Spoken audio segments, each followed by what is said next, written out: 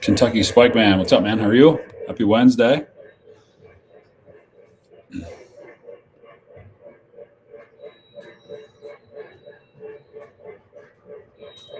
I'm doing well, doing well. Happy hump day to you as well. Middle of the week. Sly Cat, what's up?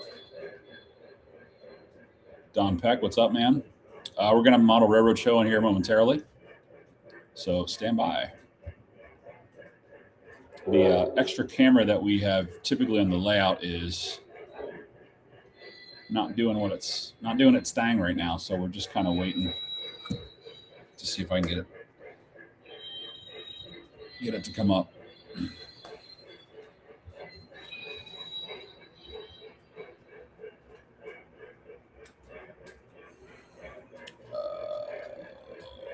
Second, fellas.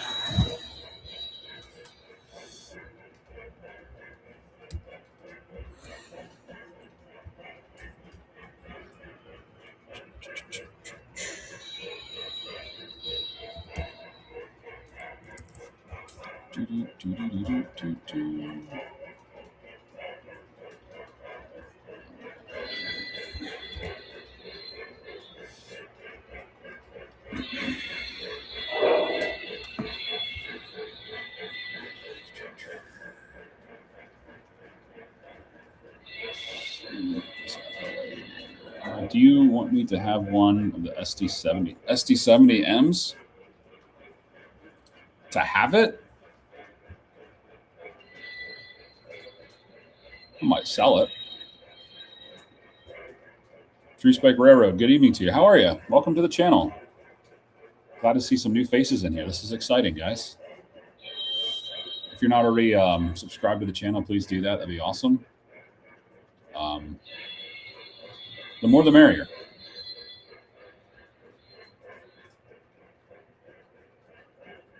The more the merrier.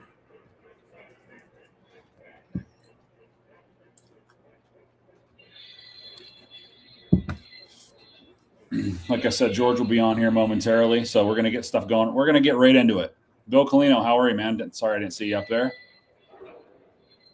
Jim 1701, good evening to you. Good to see you. Chad Trains. I think there's two of them. There might be. How's it going, buddy? Chooch, what's up? Good to see you.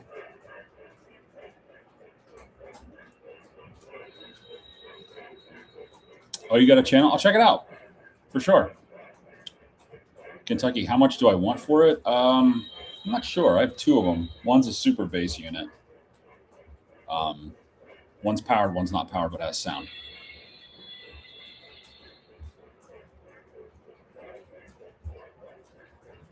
Yeah, they are BNSF. They're right down at the bottom there. You can see them, those two units.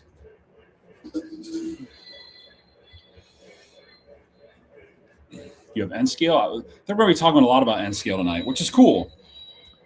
Different than the O stuff that we're typically used to, but I think it's going to be fun to be able to, kind of mash the two gauges together, or scales, whatever you want to call them, and get some good conversation going. Ohio, good to see you. N gauge is a pain in the butt. Yeah, man, I got big hands. Like I don't do too good with the little stuff. That's why I use O.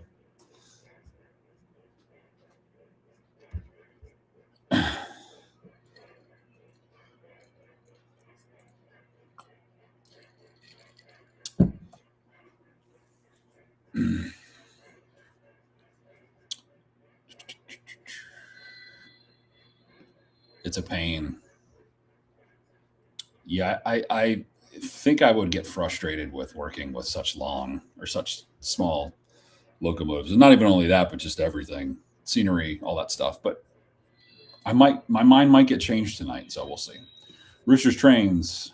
Hey, Mike and everyone. Mike, this is Ron R from the Train Channel. What's up, man? Thanks for the feedback. Of course, yeah. Thanks for coming on here. That's awesome. Good to see you. $50, bro. No way. Those things were super expensive. $50. No way, brother. Bill says he wishes he could see N scale.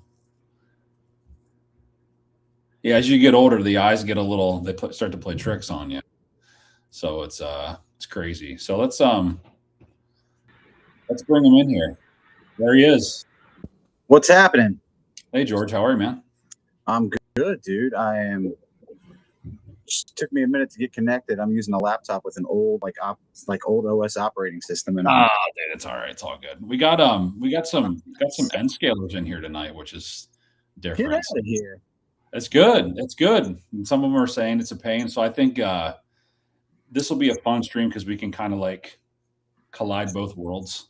Like you were saying before, like O scale, you don't know much about O scale. And same for me goes with N. It's like it's kind of foreign to me. So, but they're trains. Trains is where it's at, and that's. Now you should have access to be able to read chats and stuff like that. I just pulled the chat up. I've used Restream a handful of times. Nice. I've done like 2 or 3 lives that probably 2 or 3 people have seen. Yeah, nice. So yeah, it's one of those things when you don't do lives a lot. I'm just backing up this other microphone. It didn't work. When you don't do lives a lot, they you have to do them, right? Right. Yeah. Sure. Absolutely. You do them off, and people are like, "Oh, well, on Wednesday night I know this guy's on, and on Thursday night I know this show's on." So it's been especially like I would say over the past like year or so, a lot of that stuff's really been taken off and been very frequent. Like everybody has kind of like a day or a night, especially with O. We got several guys that do it, and it's exciting. But we all, again, like everybody brings something that's a little bit different. But I think getting into like start talking about different gauges and things like that, I think that starts to get to people's minds even a broader spectrum of like getting outside of your scale, and kind of like what inspires other scalers. Because I will say, like we always seem to hear that HO scalers are some of the pickiest people. I don't know how true that is. I don't know if you've ever come across that, but it's because it just seems like HO dominates the industry. I think HO people come in a wide variety of flavors. Yeah, that's a good way to put it. That's definitely a good way to put it. They do. I mean, so like pseudo O scalers. I feel like O scale is this thing where for so many years it was like the old guy strain. Well, that's the thing too. Like with us, it's like there's the modern guys that like the modern stuff, and then there's the post-war guys. Like the tried and true. I'll stick with post-war, because it works, and I don't need all the fancy electronics. So it's cheers. I'm rocking some. Oh, you got some Woodford Reserve. Some double oak tonight. Double oak, that's good stuff. I have some bullet bourbon, which is good. I'm gonna try it. That sounds good. Somebody gave me this cool glass. Check this out. That's really neat. It's like a turned wood glass, and it's like Shoshuki Pond inside. It's like black and hard, so it's pretty cool. Oh, that's super cool. So, chat, man. Writing a book on the pros and cons of N scale. That's What? So what got you into N? What got you into that scale? Living in an apartment. All right, so we get it. Enough said. Small quarters. So I bought this book when I was living in just a lot of people probably know Hoboken, and we had an apartment in Hoboken, New Jersey, just across the river from New York, and city apartments are not big. And I bought this book from Tony's Train Town, which I've mentioned in a number of my videos, which is a very prominent store years ago in North Jersey. And it was how to build a layout on a foam core board. Sure. Yeah. Don't ever build a layout on a foam core board. Yeah. You can't do it. Like they had like the method to like cut it up and make braces and all this stuff. The minute you start gluing stuff, it warps. Yeah, it's true. It was a hot mess. I would never really think of that, but I mean, they talk about using that stuff on top for us for sound, on top of the layout. But I don't think N really has that problem. Like for sound, yeah, it's because it's so tiny. Yeah. Everybody's like, use Homosote. And I'm like, cork is fine. Yeah. And I'm on hot doors. I barely use anything, to be honest, because by the time you ballast it down, and I don't run my stuff fast, I keep it running, I don't blast it around the layout. Kind of at like, I guess limited speed, I guess, if you want to call it that kind of thing. So, Don Peck wants to know, don't mean to be rude, Mike, but who's our guest tonight? Our guest tonight is George, the infamous leader of the Model Railroad Show. You guys check out his channel.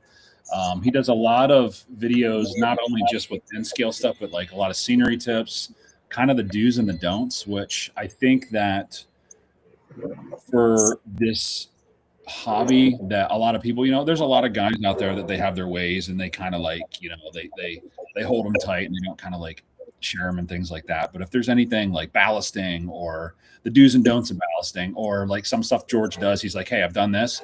Don't do that. Like it didn't work. He does the crap work for you, so you don't have to do it and experience it. So check his channel out. So tonight we're gonna just talk trains. We're gonna talk a little bit about both of our scales, like what inspires us. What are our favorite railroads?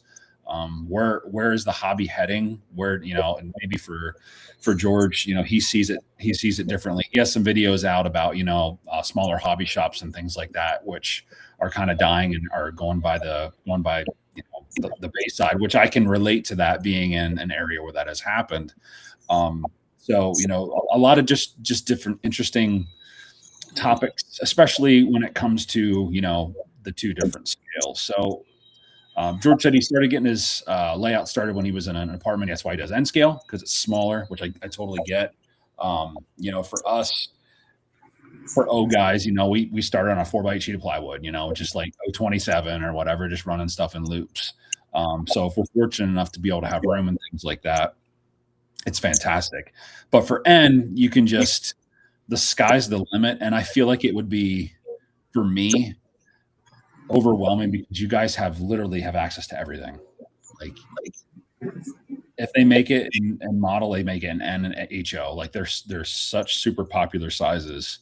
So let's talk a little bit about what do you like to model? Like, are you a steam guy? Are you diesel era? Are you certain? Like, what do you like? I'm steam and early diesel. Okay, and so almost like a transition era. It is really transition era. I find a lot of guys, especially on YouTube, who are like, I model transition era and there's no steam engines in N. It's a lot of N scalers who do that, because steam and N scale is kind of come on lately in the past few years. I think Mikado, Kato, however. Yeah, sure. Yep. They've come out with the big boy. They've come out. There's been a couple of companies that came out. Model Power was putting out Pacifics like maybe 15 or 20 years ago. And now Broadway Limited has really, to me, changed the game of what steam is in N scale. I've heard that. I see that name a lot. It's good. Like, people have a love-hate relationship with their decoders. I don't have a problem. Every couple of months, I might have one that if I have a short somewhere and it, for a turnout not be thrown or something, or I drop a tweezers on the track and the DCC system shorts, I might have to reset it. Kind of my own fault. Right. But I really don't have a problem with them. They run super slow. And I've got the line that I model. Fortunately, Broadway Limited makes the L2 Mikados that are old USRA Mikados. Probably O-scalers know more about this than I do even. But the Pennsylvania Railroad had 5 of them. Yeah, the old 282s. Yep. And BLI, Broadway Limited Imports, makes all 5 of them. I have 3 of them. I will eventually have all 5 of them as I find the numbers. Yeah. But just one thing I'm not into is renumbering N scale locomotives. I don't feel like the O scale guys do that necessarily either. I feel like you guys kind of, not really. I mean, it depends. Like if you find like, there's some guys, like if they find like a big boy or something like that, maybe they have that road number, they might renumber it, because the details are pretty much gonna be the same. Yes. So yeah, I can't see really renumbering N scale because it's so tiny. Yeah. Is it really worth it? So Broadway Limited, Kato, they're a big one. What are some other brands that are like I mean, for Cadillac. just for N scale power, I mean, some of my favorite running locos are old Atlas stuff. Is River Rossi a brand or is that HO? River Rossi is kind of, I don't know who owns them now. I don't think they're an actual company anymore. I'm pretty sure they're bought. They made a lot of N scale passenger heavyweights, a lot of rolling stock. Okay, nice. Back in the day, Concours made some sets, and in those Concours sets, as Concours like struggled to put these sets together, they would have get River Rossi or Lima. Remember Lima? Or Lima heavyweight cars in there, depending on what they have or what they could find. Okay, interesting. Yeah. So basically, like the Cadillac is like Broadway. They're like, to me, it is. Steam. Okay. Yeah, I mean, people would say the Maybach, I guess, of steam engines and N scale is that Kato big boy, but it's supposed to really run nice. What's the price on something like that? Close to, well, you guys are gonna laugh at me. Close to 400. Yeah, I know. So it's, I'll give you an example. I buy most of my Broadway Limited stuff off of their refurb end. I have an M1 that I paid $289 for, DCC with sound, refurbed. Yeah. So, it is. I think everything's kind of the same price until you get the O. And I don't know. I don't know if you guys take equity loans. I don't know how you guys, you sell your first. Yeah, like getting into it, I remember was very overwhelming just because you look and you're just like, you don't even know where to start. Like, of course you start with the stuff that you like, but then as stuff like comes up and you're like, oh my gosh, I want that. Oh, and this and this and that. And by all of a sudden it's just like thousands, like thinking thousands of dollars deep. So it's a lot of, from personal experience, it's a lot of really watching things, seeing what you're really interested in, and cutting some of the fat out. Like, be like, okay, well, I got to eliminate this. You got to stick to a budget, because if not, I mean, even in end, you know how it is. You can go nuts. I know, like a lot of those HO guys, like back in the day, like Brass, those guys would dump money into Brass. And it's that stuff. It's not cheap. I mean, like the big boys, are just they retail $2,900. Like so much. Street price is probably 26, 25. So much money. It is, and there's certain people that that can swing it a little bit more, and then there's a lot of guys like myself and other people that you really have to be like.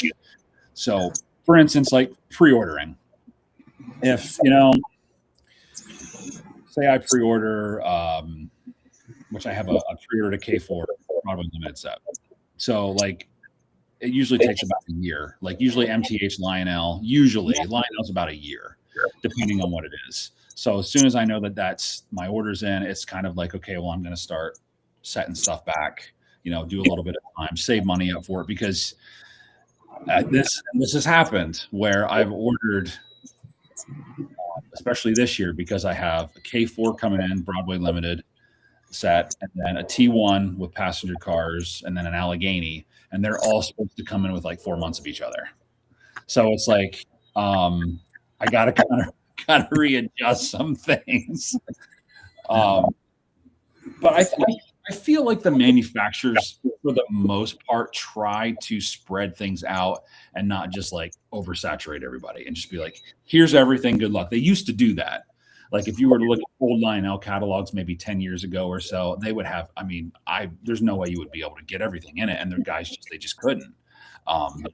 So it's a lot of it when I started out was just kind of like getting something that, something that I liked, and then just trade shows stuff if you find stuff for good prices. And then after a while you just start flipping things, and it's a process, it's just like collecting anything, it's N scale rolling stock has gotten expensive all of a sudden. Really? Like, well, probably not for you, but like $25 to like $40 for, for a 40 footer. I have about 150 pieces of rolling stock, Okay. give or take 20 Yeah. on the layout. I haven't paid full price for one of them. Not a one. Right. Everything is train show to estate sale. I went to an N scale meet in South Jersey this weekend, and they had somebody who passed away who donated his, Yeah. donated his to the Sometimes. club. Yeah, and I bought a lot. I probably bought 20 pieces out of that, Right. which was good because it supports the club. It gives me a discount. Like it's a good thing. It's a good cause. So, yeah, I haven't paid full price for anything though. Yeah. It's when I go like I can relate to that because like rolling stock for me is typically like I get it at shows, and I don't like to spend more than 40 or 50 bucks a piece. I really don't. It's just again, like it can rack up quick. And I'm probably in the same boat as you. I have a couple hundred pieces of rolling stock, but like when new stuff comes out and you like a pre-order price is like 80 bucks for a 2-bay hopper, I'm like, no, like no, not doing it.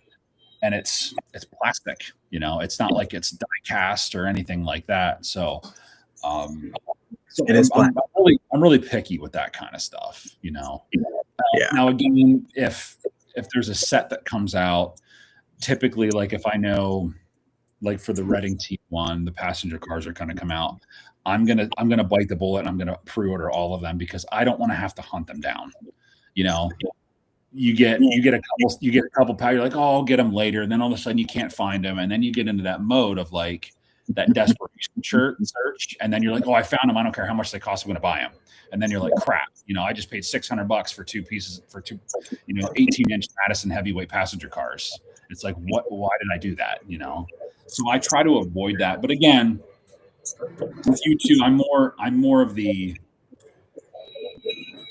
kind of like the transitioner. I like some newer stuff, but I don't like newer diesels. I don't like any of that stuff. I have like 2 SD70 Max that I got early on that I don't even run. But a lot of my stuff is like Steam is my favorite. So I don't run a lot of modern stuff. Now the modern stuff can get pretty expensive when you get into like auto carriers and like Maxwell stacks and things like that, where an auto carrier from Atlas can run $125, something like that for a and then they're so large. I mean, they're huge, and to run a train of those, and so yeah, I try to stay away from the modern stuff and look at secondhand market, and it's crazy because like every time you go to the train show, you're like, there can't be anything else that these vendors have, but they always bring new stuff or find stuff, or like you said, estate sales, and just that's I've never ran across an estate sale. I don't know how that works. I won't even know where to begin with that. So I just eliminate all that because I know that I can, with my personality and things, it can get out of hand pretty quickly. You can buy some stuff. I found a Hunt locomotive that just got delivered this week. Oh, nice. Is that NW2? Yep. Nice. So very cool. Broadway Limited, has sound. See little N scale speakers on the bottom. $160 DCC sound. Now, here's one thing that people say too about, they're like, well, if I did N scale, it's so much cheaper. Yeah, well, you would buy more. For us, we would buy more. You would have to if you had an N scale layout. Like I saw somebody in here. Oh, imagine what we'd have if we did N scale with the space that we have in our O scale. Yeah, I did see that. And a few things, you would need more trains, number one, because yeah, exactly. Switches. It's the amount of turnouts. I mean, just my yard. The yard technically on my layout is around 12 feet long in N scale. That's crazy. Because I've got five classification tracks, 2 arrival departures. I have a runaround, a caboose, a ready, and the yard lead. Yeah, see, that's the cool thing about like you guys. Like, you don't see a lot of those scalers that have yards, because you need space. You need, like, to do a nice yard, you would need 50, 60 foot, probably, a room. Yeah. Easy to be able to get everything in there, and the switch by the time it gets in, or like passing sections and things like that. That's the one thing with us that's hard to do is operations. Guys know like a lot of HO guys and stuff. I don't know if you're into operations, if you do a lot of that stuff. We can get into that later because I Sure. got into my first operations kind of night coming up because I just joined the NMRA. Oh, wow. That's awesome. Never a member, so I just joined. That's so cool. See what we missed. My buddy Amateur Moose is here. What's up, Moose? Amateur Moose and I, we go way back. He was, I know you checked out the Baggers and Brews channel. Yeah, man. Yeah, Moose awesome. was in our Baggers lives for a long time, and now still follows me in the Model Railroad. So I appreciate him. Don Peck asked, "Does Minitrek still make engines?" I think they do, but I don't know how much American stuff they make. Yeah, sure.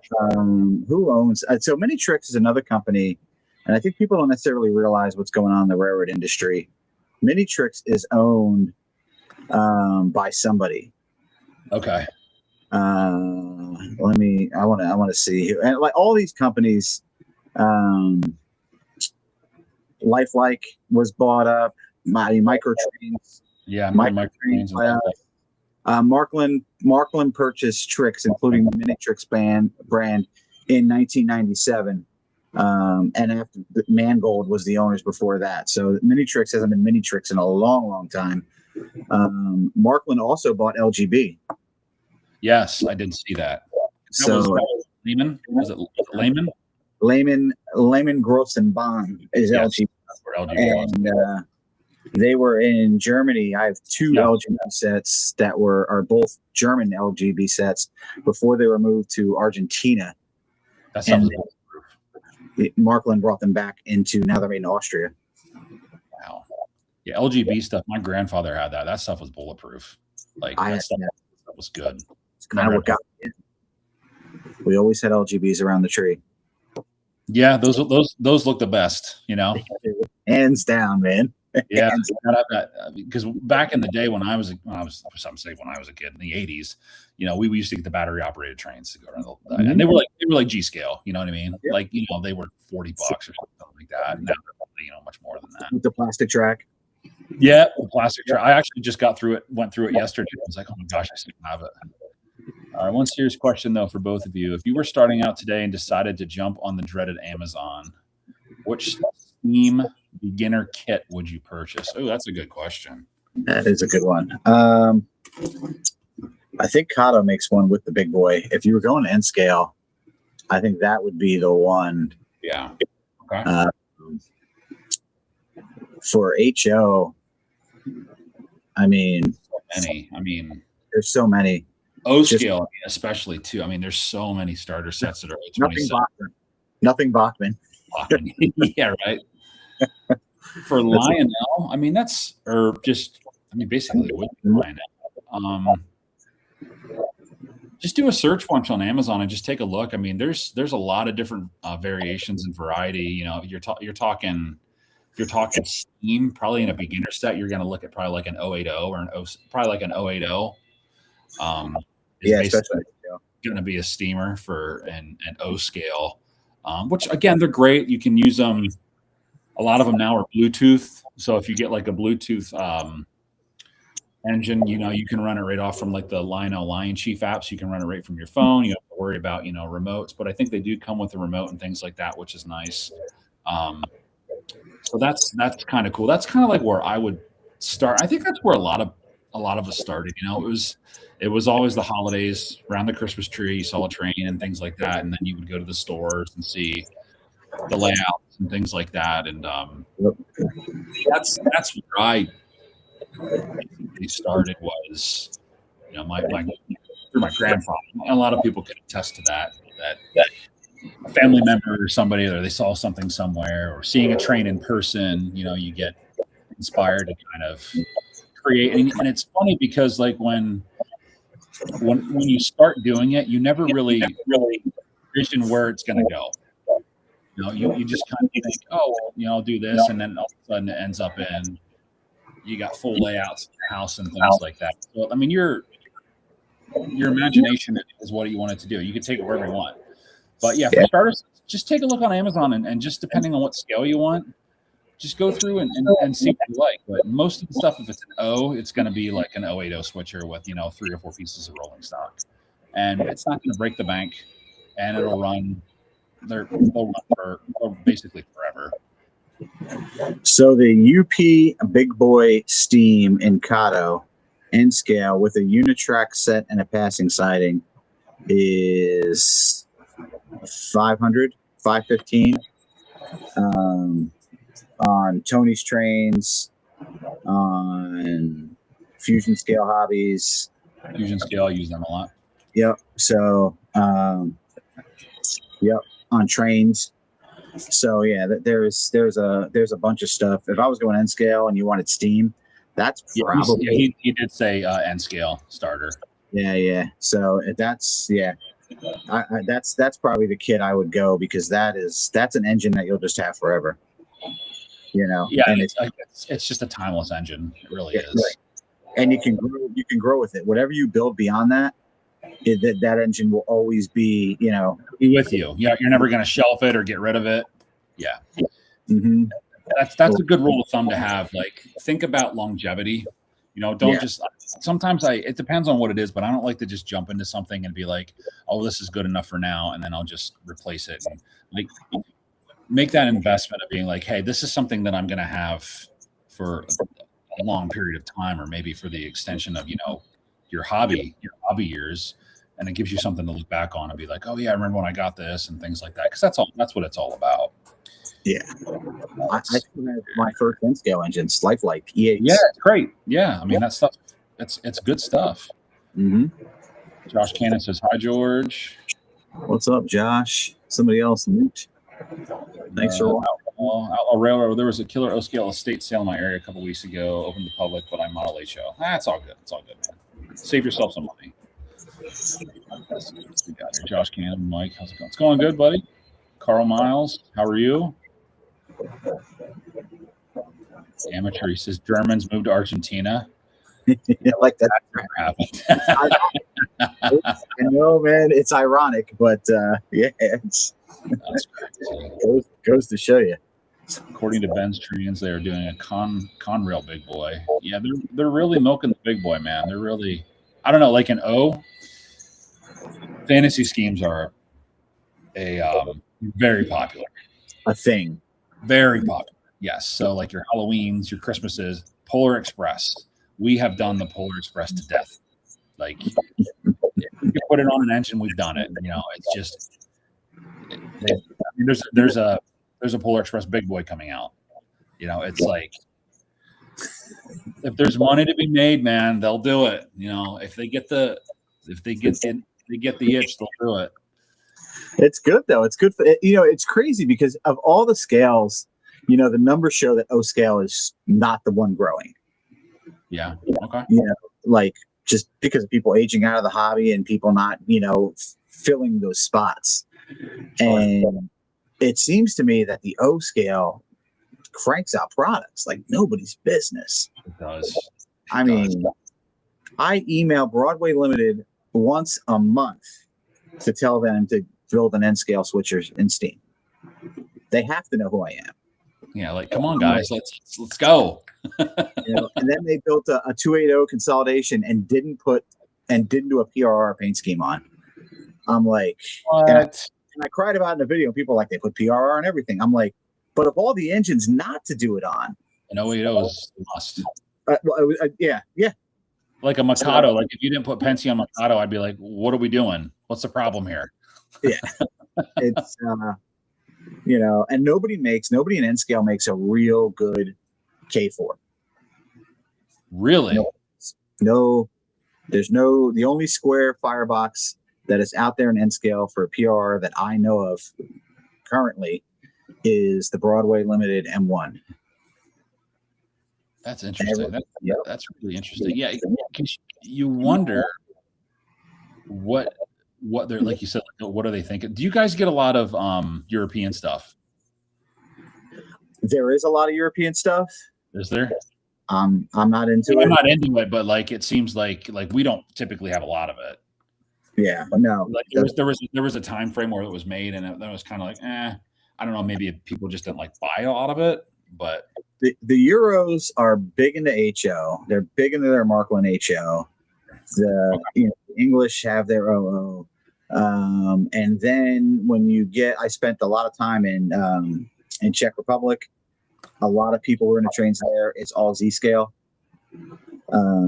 But then when you go to the largest, I did a video on the largest layout in the Czech Republic, which is just absolutely huge, and that's all HO. But a lot of Prague folks, what's that? What's that place in Germany? A Miniature Wonderland? Is that what it's called? Is it HO? It is HO, and I think it's all Marklin HO. And it's insane. It's third rail. It's third rail HO. It's insane. People don't realize that Marklin is third rail. Technically, they don't have a rail like the HO guys do. They have all those like broken kind of stick up out of the middle. That's where their power comes from. No kid, I didn't know that. Yeah. It's but some beautiful engines. I love the European steam. I have what do we have here? Oh, I don't have my European steam out, but I do have oh my gosh. There it comes in focus. Yeah, because I do have a lot of Z scale. Now, if you have to work on that stuff, is it easy to work on? Let me tell you something about working on Z scale. I've been working on a 210 for like 3 years, and I can't even find anybody to fix it because I can't get the gears lined. It's an absolute nightmare. Is it a Penske Texan? No, it's German. Or it's a German. Oh, you said 210 anyway. Yeah. It's like a I don't have it up here, but I do have Russian or German German. Yeah. So tiny. Oh yeah. As big as your finger. Good Lord. Runs like a clock though, man. Really? Stays on the track. I have a circle of track here. That's the oval. It's literally like a steering wheel. And I can get up there and I can run, that car and a couple of passenger cars and be completely content. That's crazy. That's absolutely crazy. Now, how big is your layout that you have that you run your N scale on? Like 10 by 12. It's essentially 3 hollow core doors. Okay, yeah. Just goes here. With a 4-foot extension on the out back for the yard. Yeah. And you can run to your heart's content on that thing. And oddly enough, it's a single track railroad. I didn't double track it because I think one of the cool things about I think double track main lines didn't exist a lot back then. It was a lot of times it was either single track or it was like the big Penske, especially in the Penske, it was the main line. It was 4 wide or right. Yeah. People didn't realize it was 6 and 8 wide. Depending if you're coming into passenger junctions, and they had those long sidings and all that stuff. So the area I model is from Trenton, New Jersey, up to Milford, New Jersey. Okay. So it was the Belvedere and Delaware line that ran.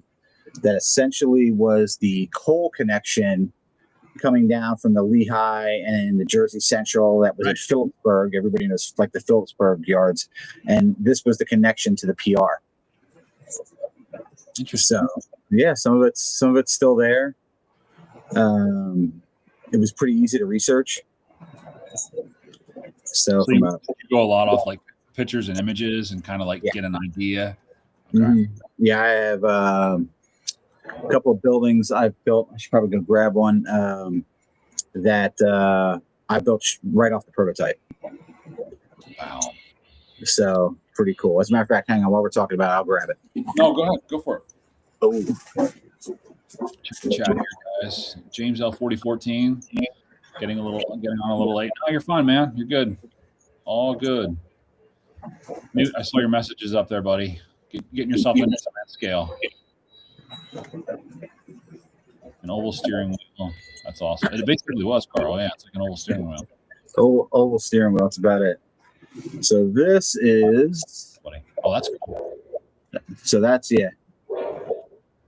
So this is a number of kits put together. I don't know if you can see up there on the top. National Ceramic. Oh, you're a kit basher. Oh yeah. That's cool. You guys get so much. You get cool like industry buildings. Like O scale is it's limited, unless you want to scratch build. Yeah. Well, here's the flip side, right? The flip side is an O scale. Guess what? It's easier to scratch build. Yeah. But some of the stuff, like when you start building these, this whole, if I look at this is all cork. I see that. Yeah. And then all I did was put some Smooth It on here from, the Walthers, the Smooth It that you make roads with. I mixed that with a little bit of white glue, put that on top of the cork, like a skin thin, and then chipped it off. And it looks like the concrete is chipping away. Yeah, and a lot of people ask too. I mean, my layout isn't anything that's like super crazy, but they're like, well, how do you do this and this? I kind of like just go outside and like when I'm driving around things, I kind of just look and see, well, oh, I see that looks like that. That's where I get like inspiration for things. It's kind of like, well, because people think everything has to be like trees can't be bent or this. It's like, go outside and look at the funkiest trees you'll ever see in your life. You know what I mean? It's just, it doesn't have to look, everything doesn't have to look so neat and clean. Make it look real. Make it look real for sure. Here's my other problem with trees. I just answered a comment on a video today. People don't make them tall enough. No. If you pull out your scale ruler, which they're not big. If you're a model railroader and you pull out a scale ruler on HO, let me find my HO on here. This is HO. An oak tree could be 100 foot tall, right? Right. Well, that is huge. That's 85 feet in HO. Huge. And it looks out of place. But if you do it right, like if you really do it, you can't do this and then put a bunch of small Walthers trees there, woodland cedar trees. It would look terrible. It would look terrible. So on my end scale, I've got a scale tree that's 80 feet in end scale. It's huge. It looks huge. But it looks like when you look at it next to the building and then you go outside and look at an oak tree. Right. And you're like, oh, holy crap. No, it could have made it 20 feet higher. Yeah, because a lot of the trees that I use are the super trees. Mm-hmm. So it's like, again, like you can get a lot of them are like, and then you put it next to an engine and it looks like they look good.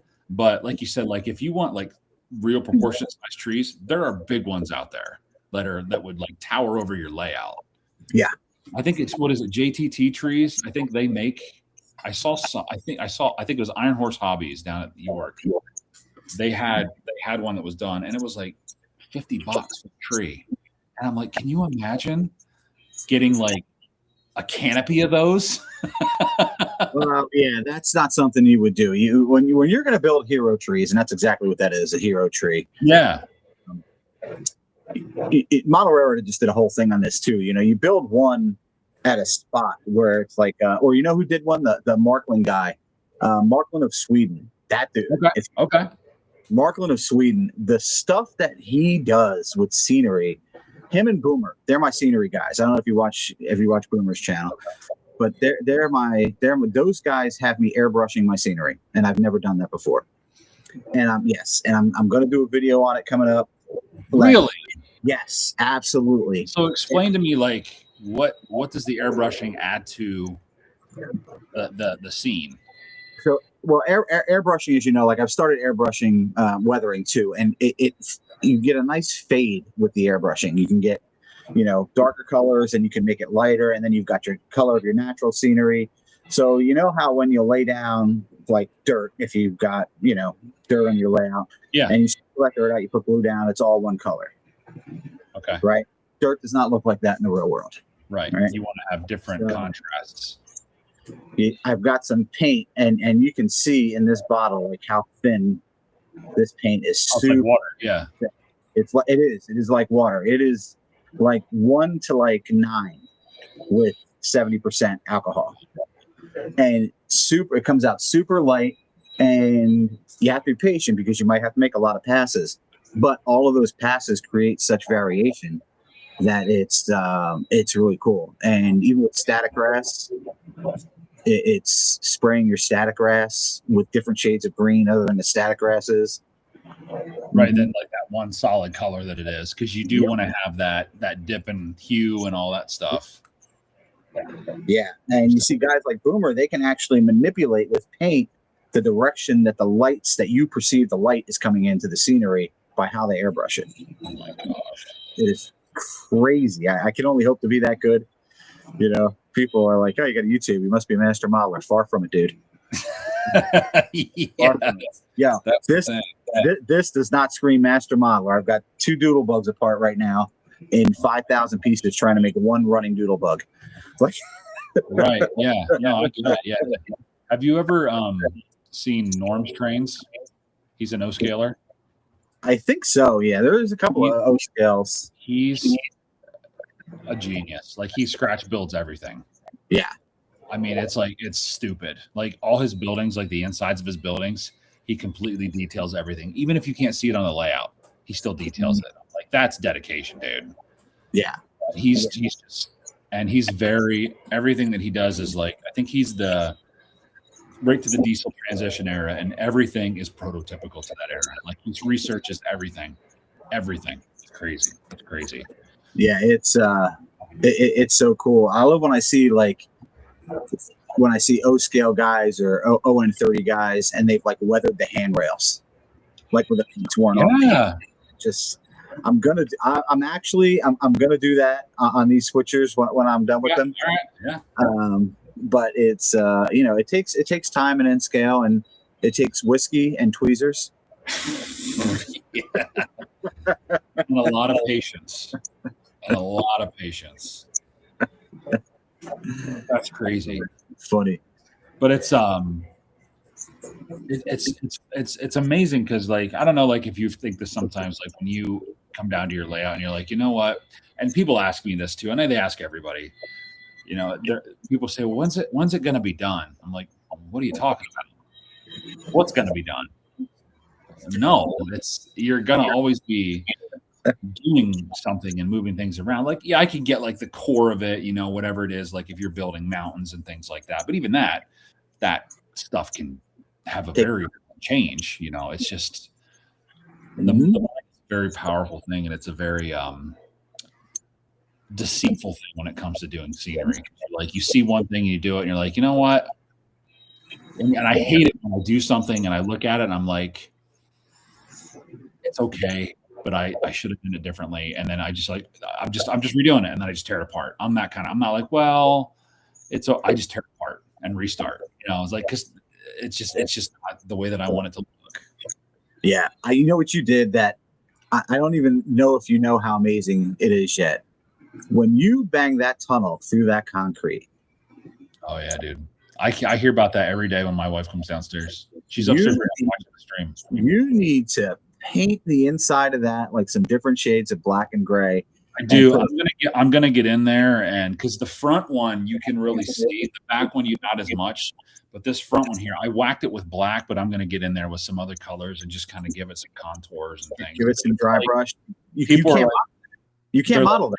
They're like, it's real. I'm like, yeah. I went through a 3-foot wall. It's awesome. And I looked into there and I was like, I wonder if he knows how cool that is.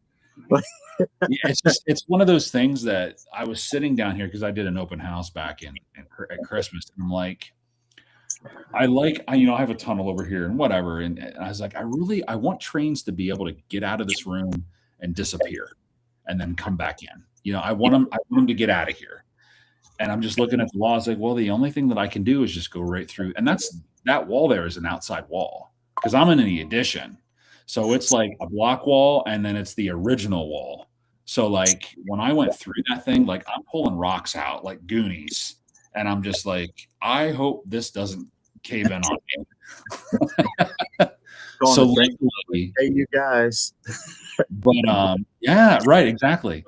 But I, it couldn't have turned out any better than what I did, and it was hard to do because in this room there's two step downs, so Mhm. like table was lower, but I wanted it to climb up a little bit, so I had to like do like all this calculation of obviously doing like I think it's like a 1.6% grade.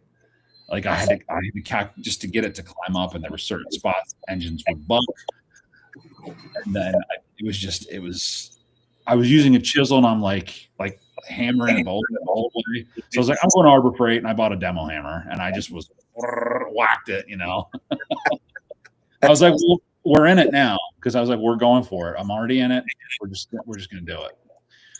But people have said like, yeah, that's about as realistic of a tunnel as you can get.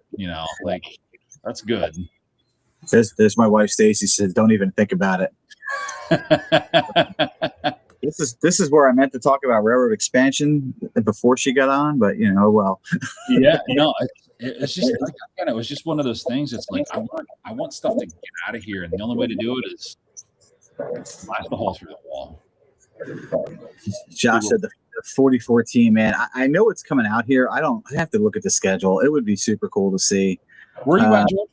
I am in South Jersey. I'm in Jersey-Delphia, like 45 minutes out. It's going to be in your area right around the 4th of July. Is it really? It's going to be there. It's going to be in Philly for the 4th of July, which is going to be cool. So that's going to be pretty neat. Yeah, it's. I feel like it's either going to be really cool or it's going to be way anticlimactic. I don't know. I don't know which one it's going to be yet. I think I know a lot of people are like they're tired of hearing about the big boy and everything, but it's like, well, it's an exciting thing. I'm glad that they're doing it because, like, let's be honest, it's probably never going to happen again. At least in my lifetime, for them to deck it up and celebrate our 250th and thing, and it's like to be able to have a steam engine come over here of that magnitude. For us, I'm about 2 hours from Steamtown. Okay. So they're going to drive that right next to 4012 because 4012 is sitting there. There's going to be two big boys right next to each other. So I think it's going to be there for like half a month. They're going to have it on display. Hey, Han, if you're listening, we got to go back to Steamtown. Yeah, man, I'm telling you, it's a great. Because that's something you will never see again. No, you'll never see those two together ever again. Never, ever. They I feel like it's doing some stuff over there in like the Philly area, and then when it comes up back, it's doing Horseshoe Curve, and that's sold out. Like you can't even get near that place, and it's going to be going up the curve instead of because I don't want to see it come down. It's going to be drifting. I want to see it. I want to see it working. So it's and again, that's going to be what 10 minutes, and it's gone, but it's going to be packed. Which is it's exciting. It's really cool. I think it's really exciting, and a lot of people are tired of hearing about the big boy and all the releases and stuff. But that's cool. I'm glad they're doing it. Yeah, it's cool to take kids to go out and see it, and it's something that we need. Some distraction from all the crap going on in our world. Yeah, it's Lionel Train says at least you used to live in North Jersey. Yeah, no, I don't live in North Jersey. Listen, I'm not technically a Piney, but for the most part, I'm a Piney. I grew up in South Jersey and then lived in North Jersey about 10 years, and we moved back. And now I'm in, this little town. We have no stoplights. We have, like 5 churches and 3 bars. Dathan, he's a good friend of mine. He said you're close. He's in Delco. Delco. Does he talk like he's in Delco? Have you met him? Oh yeah, he's great. No, I don't. What do people in Delco talk like? Oh man, I can't even make that accent. He doesn't have an accent. He has like Dathan has like a radio voice. Like he really has a radio voice. All right. He's one of the coolest dudes. Let's see. It's supposed to be at Navy Yard. Yeah, I'm sure you need tickets for that baby too. There'll be a lot of people there. Yeah, I'm not going anywhere near the Navy Yard. I am more excited about the T1 project and the T1 trucks. That's what 2030 is that supposed to be done roughly? They are starting to sell tickets for like the inaugural ride, and they're like $400. I don't even want to know how much it costs. Where's it going to go? I think out of wherever Horseshoe is, out of Altoona. Out of Altoona, yeah. Because where is it right now? In Middle American Ohio, maybe? Is it in Ohio? I think it's in Ohio. Because the frame's in Pittsburgh. Yeah, I know they have like what they have the tender, they have everything. I know they're waiting on a couple drive rods, like stuff that's in like they're waiting for it, and there's some things that they have to like get fabricated. The tender is not a T1 tender. I don't know if a lot of people know that. It's an M1 tender. Right. Which whatever. I mean, streamline it. Fine. Yeah. Yep. Yep. Yeah, the T1 will be incredible. It's one of the most incredible engines ever built and designed, and it was so awesome that the reason it failed is because people were stupid and didn't learn how to run it. Yeah. I mean, when you really look at it, fast. I think it was fast. It was fast. It was a rocket. It was like it was basically like the turbine. You know, the turbine it was just a rocket. Except it was just steam. Exactly. Yeah. It was just a steam locomotive, not no turbine assist, right? Yeah, exactly. I live close to like the Blue Comet path. Nice. Is there parking in the Philly Navy Yard? Man, I can't. I assume you're going to need a ticket to get into the Philly Navy probably. Because Steamtown, they're only charging like $1, but you can go in to see it. I think it's in like half-hour increments or something like that. Really? So you can go in, do your thing, whatever. I don't know how that's going to work for traffic. I think that would be a nightmare because Steamtown isn't very big. My wife's family has a house in Wallenpaupack, so we would not be that. We would not be that far. I don't think you want to miss it. Like you're going to want to see it, and it's just one of those things that I just think that you just need to experience. You know. It took some proper training to run a duplex. Yeah, and I don't know that they ever even developed it because they were just burning those things up. You know, tuna is in the ocean. Pretty arrogant for Pennsylvania to have a place called Altoona. People always make fun of it. People either love or hate Pennsylvania Railroad, and I just tell people like we have the nicest steam engines. Like, we just did. Oh yeah. The M1s. My favorite's the J1. I love the J1s. The 210-4s. They're great. Yeah. The War Babies. The Decas were awesome. Decas were great. The Mikados were great. Go back to the what were the 440s? Yeah, the 440s. Yeah. They were awesome. Even the like even when they streamline the K4s and stuff, they look great. Those things look amazing. Yeah. I think the streamlining thing is not something N-Scales really embrace. I feel like, not a lot of streamlined stuff out there. And I mean, I'm okay with it because I love looking at that stuff. I love those engines. But as far as, running the models, I'm like, Oh, dude, I love a Dreyfus. I love a Dreyfus. I love those. They're pretty neat, but let's see. Travis, evening, Mike, and by the way, tunneling through the wall is dedication. It is. Curve, gosh, yeah, we saw that. The T1, yeah, Chooch. The T1 is going to be incredible. That's. I don't know, man. I feel like I'm going to be like time warped back into a different time when that thing's done. Like it's just going to be. It's going to be so cool to see it. Oh, it's going to be insane. Slagcat says it's in Cleveland. We have to understand something, Slagcat. When I say the Midwest, everything 45. Everything for you is Midwest. It's the Midwest. I mean, Reading, Pennsylvania is the Midwest, as far as I'm concerned. Have you seen the T1 Northern, the 484, the Reading one? Yes. That is incredible. Yes, and I think Broadway Limited makes it. Lionel just released the new ones for this year. I think they have 2102, 2100, 2114, 2120, a couple different variations of 2102 because of the paint scheme. There's a Delaware and Hudson one that they did, but yeah, that riding behind that thing is just, it's like an out of body experience. Those things are just so freaking cool. And Doc, the king of the Redding, he bleeds. He bleeds. I believe Iron Rambles. That's the color that bleeds out of him, because it's just, he loves those things, and it's so cool. And that's actually in July 2nd. My wife and I were going, and we're riding the T1.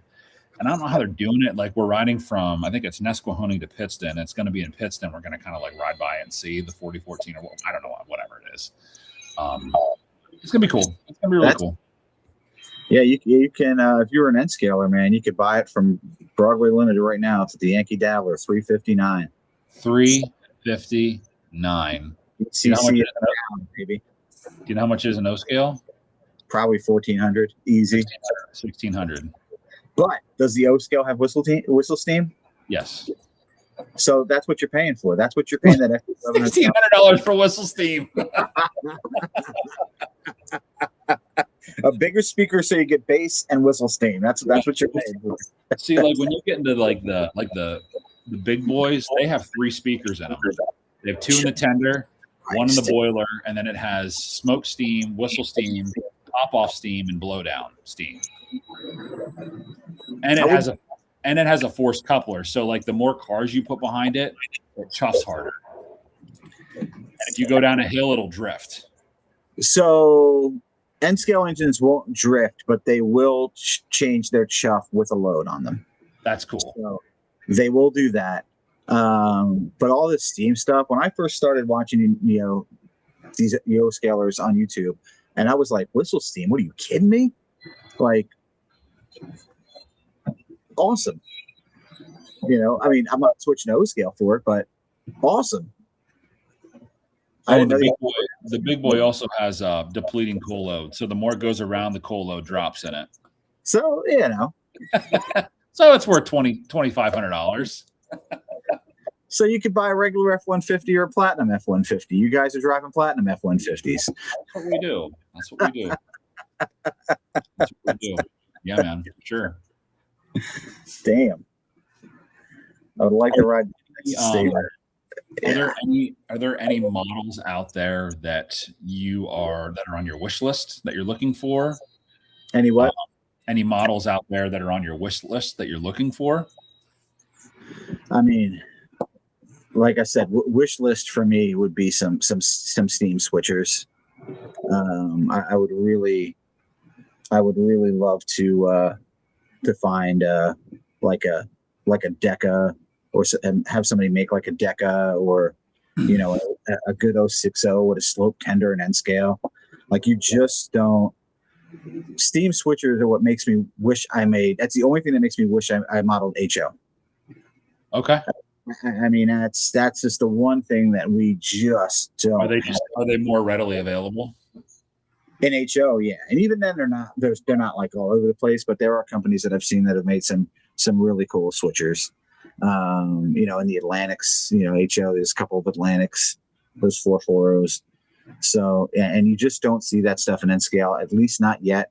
I feel like as they make keep alive circuits smaller, we'll start to see them maybe in N scale. Really? Because it becomes a short engine. Like this engine has a keep alive built into it, right? It's a Broadway Limited Paragon 4, and it's heavy. So it can run super slow in N scale. Now, for an engine like that, like how many cars can that pull comfortably? I will tell you, this can move, I think, around 15. 15, okay. At that point, and it really, like, when it's pulling 15 cars, you really hear the diesel spool up. Really? It is, yeah. It is pretty cool. And any more than that, and I have to break the break the train up. It's amazing. It's amazing with something that small that you can get the electronics and technology in there for it to be able to do that. Yeah, it's only getting better. I mean, I think at some point we're going to have sound in Z. Z scale was growing that much. I think. Well, did we ever think we were going to have sound and N? And then when we got sound and it was kind of crap, and now it's getting better. How loud is it? It's loud enough that you have a couple running down here. It's kind of, it's like after about 30 minutes, you start to mute engines. Yeah. They are loud enough. Okay. Especially like with the steam locomotors, when they idle, I mean, they're still doing their thing. The boiler's still going. You're still getting all the sounds of an idling steam engine. Right. That keeps changing, while you're there. Okay. Nice. So it's pretty cool. Now for diesels that aren't like switchers or like yard work, so like line work, are there some diesels that you like that are your favorites? Yeah, the train. Well, I like the Trainmasters. You're a Trainmaster fan, okay? Yeah, I've never heard anybody be a Trainmaster fan. Yeah, well, there's one in every crowd, I guess, and I love the Fairbanks Morse diesels. They're just really cool. And then I just picked up an Alco PRR high hood in RSD. Oh, nice. So yeah, cool. Which is a cool diesel. That stuff. I kind of start to like when you get into the SDs and you start to get into the stuff that came around in the 60s. It's just right, like 45s, 50s, all that stuff. I'm not as in love with those. I like the old RSs, the RS3s, the RS4. I like RS3s, RS1s. Those are cool. Probably my favorites. I like F units. I mean, like. When most people, when they think F units, they think Super Chief or Santa Fe, that kind of thing. I like Santa Fe's. Erie ones are really nice. I like the black and yellow; those are really cool. I like GP. I have a couple of GP9s that I like. They're Western Maryland Alcos or FA2s. I like FA2s; those are nice. New York Central. When I break down, I'm still looking for another steam engine, but when I break down and buy that style of diesel, it's probably going to be a Sharknose. Sharknose are awesome. The Baldwins, they're just, and there's something that was on these rails a lot out here. They did haul a lot of coal drags, those Sharknoses. So it's I think they're. Now, would you get like Penske ones? Yeah, I'm not. Now, would they be Tuscan or would they be the Brunswick? The ones I've seen are Tuscan. Okay. Did they paint them in Brunswick? They might have. Because this is Brunswick. Right. Yeah, that's a Brunswick green. And I love the shade Broadway Limited uses. It's a cool version of that Tuscan. That's another thing too that's tough in O is when you have so many manufacturers. Well, we always tease about Lionel and colors. You're like, oh man, it's got color. Are they going to get it right? Are they going to get the Brunswick gray right? Are they going to get the New York Central gray right? And they have it in the past. But if it's black, I don't think they're really going to mess it up. But when it comes to like you're trying to do like New York Central pacemaker colors, kind of taking a roll of the dice with that kind of thing. So here's a question for you. N-gauge engines have traction tires. This is from Radar. They do actually. The diesels don't because they're heavy enough, but the steam engines do have traction tires. Okay. And then do they do a set in the back on the back two wheels, or what do they usually put on? I think most of mine have a traction tire on one driver wheel. Really? Just on one? Yep. This is a shorted out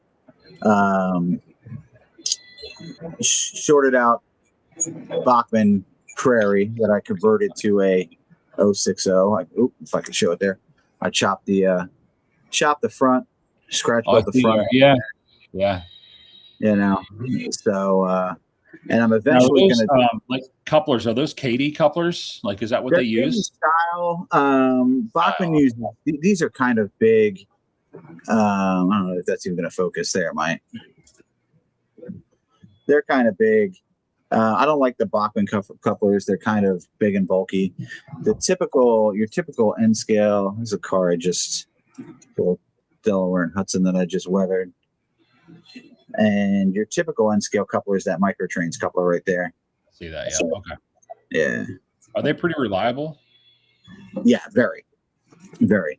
Atlas makes a brand that's not as reliable, but is easier to fix when they break.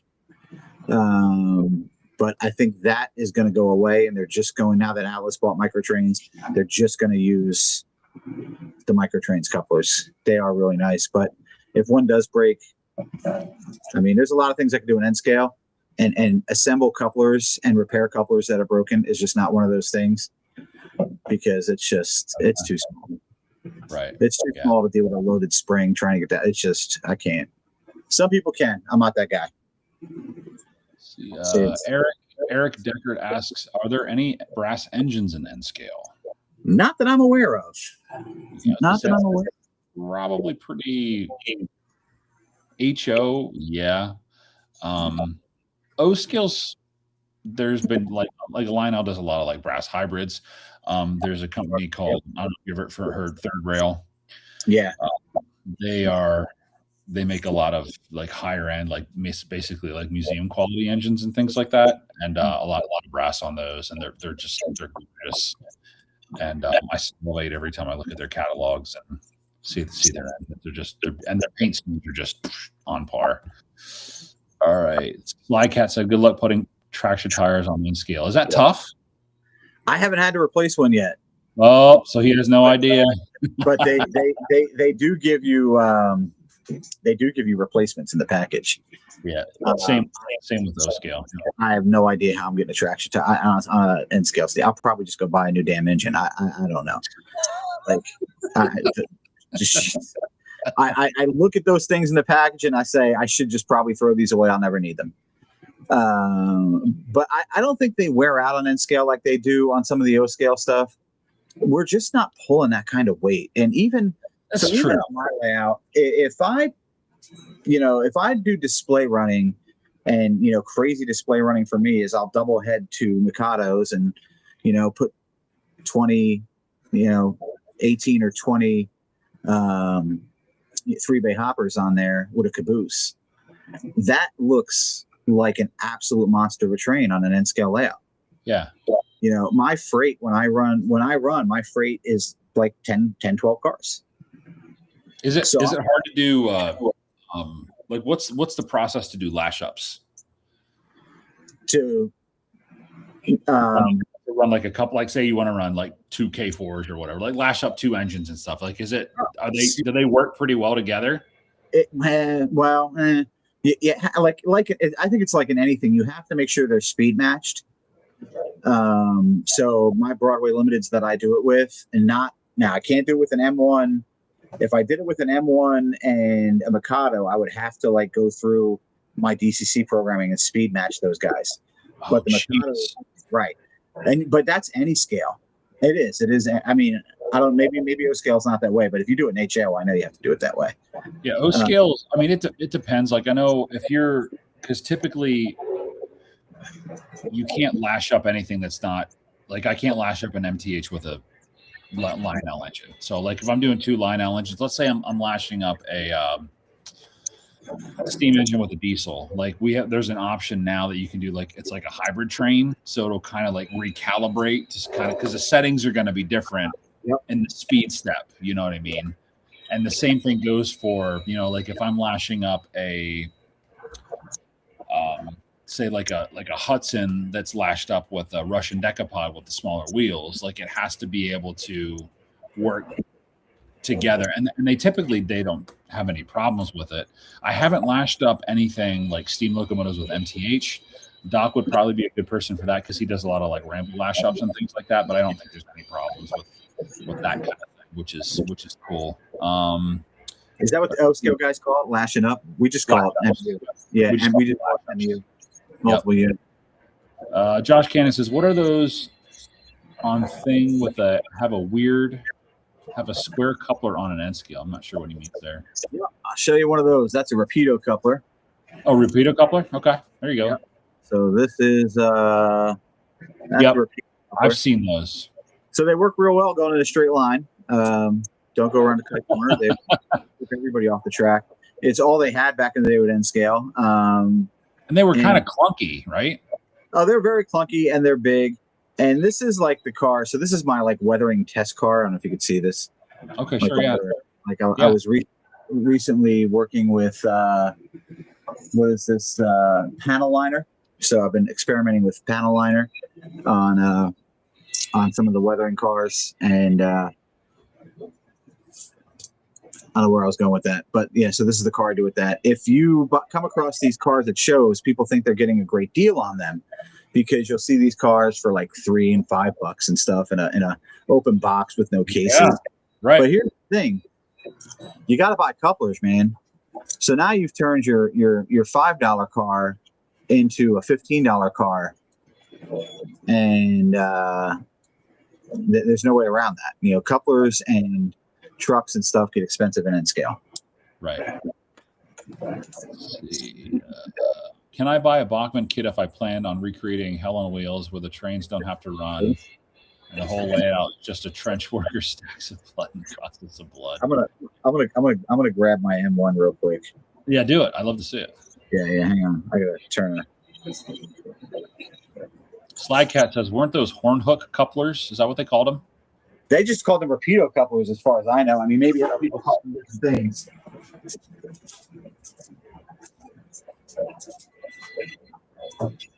Rapido couplers. Travis says N scale was always nice. Do a lot in the small. So you can. My entire garage was N scale when I was in the Navy. That's awesome, dude. Fantastic. I need to graduate to O scale. He said graduate. You want, because he's like, I wish I had the sound in them. Well, you want sound, brother. Go to O scale. You'll get all the sound you want.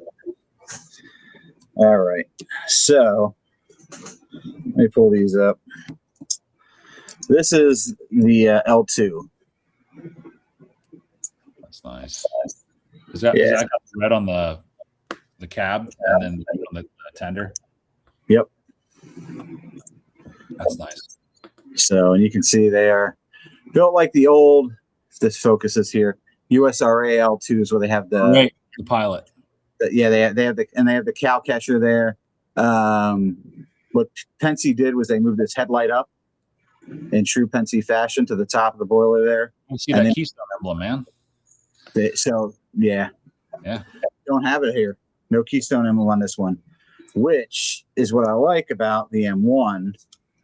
Now, is that light on yours? Is that one recessed, or does it recess light, or is it bulge out? It's like flush. This one's recessed, actually. That's recessed. Okay. Yeah. That's nice. I like that. So these marker lights, they don't light, but they're made out of some kind of crystal, which is super cool because when you have your layout room lights on, they sparkle. Oh, very nice. So it was a neat way of doing it, and you can see they got the square boiler there. I like to see it. For me too. Like I love that boiler, and I like the coast to coast tenders. They're my favorite. I love the long tenders, especially like the doghouse, and it's got the doghouse on the back. It's got the radio antenna. Pull mine off here. I can show you. So cool. Here's an O scale one. The boys weighs about 10 pounds with the doghouse tender on them. But yeah, these tenders are they're one of my favorites, hands down. Did you say it weighs 10 pounds? Oh, it's got to weigh 10 pounds. Well, it's no wonder you guys are burning up freaking traction tires, man. Holy cow! And here's 2 traction tires on the back. Yeah, this one. These have two right here. Yeah. So there's an M1 with the flush headlight. Nice. But yeah, they're full steam, all that stuff. And seeing our electronics to like control everything's right underneath the dome caps here up here. So that's like your Bluetooth or your run program, your main smoke, your whistle smoke. You can shut all that stuff off. So is that magnetic? Yep. Just smash right now. Nice. Yeah, the Bluetooth is something I'm going to get you into O scale. I'm going to get you into O scale. Yeah, we'll see how fast my wife is still watching. I always talk about how expensive it is. People need to know. So on a serious thing, when I move, like I always think about like as I get older, like am I going to be able to stick with N scale? Like am I going to be able to to You can't see it. Your eyes are getting crappy. You got to get bigger engines. Yeah, I got to be careful when I weather because like I can't weather over like car numbers or anything like that because you won't be able to read them. But the matter of fact, I have a Trainmaster that I only run with one side facing out because I got too heavy on the weathering on the cab on the other side. Oh, geez. So it only stays on the layout. This is a problem, for a Trainmaster. I mean, PRR ran them long hood forward. That's the other thing I love about Model and Penske with the diesels is mostly everything was long hood forward until you got. They did, yeah. Mm-hmm. Yeah, I did a whole video on how to find the front of your train, and people went nuts over it. They're like, I had no idea. I'm like, this. Yeah, that's the people because they think even with because you're like, why are they facing this way? It should be the other way around. Well, it's long, and it just like when they did that, it kind of emulated when they were running steam locomotives. Initially, yeah, basically what it was. Yeah, driver protection. Yeah, I wouldn't want to be in the front. I wouldn't want to be in the front. I wouldn't want to be one of those SPs. Forward steamers. It's like when you get into like, here's the S2. Here's like the turbine. I'm 72. If I spend $2,500 on an engine, my kids would put me in a nursing home. So there's the turbine, which again the details are great on them, and they probably sound so cool. Yeah, they're so loud. Yeah, they sound they just echo. That thing is huge, dude. Oh yeah, they're not small. You get to like an articulated. So here's a Class A articulated. So this is interesting. Most people don't know that the PR had articulated engines. They did. Yes, they did. They did. Yeah. Yeah, most people do not realize that. Well, did they experiment with a? Did they experiment with a Class A? They were going to use one. Probably around the time the T1 came out. That probably had to be at the end when they were like struggling for money and trying to find it. They're trying to buy their way out of a problem, which is never the answer. Let's not talk about Penn Central. Well, right. That was a setup. I think the Penn Central was a setup. I think the government was like, here, we'll do our fair share so people don't think we're taking over the railroads again. Yeah. And we'll let it fail. There was no way for it to succeed, right? If you've ever researched any of that, there was no way for it to succeed. It just was financially not a viable merger. Oh, dude, it was a failure when it started. Yeah. It was set to fail right from the beginning. Yeah. It didn't even last. And then we had Conrail. And growing up in Jersey, I had a lot of Conrail, man. We had a lot of Conrail. We had a lot of Conrail around here.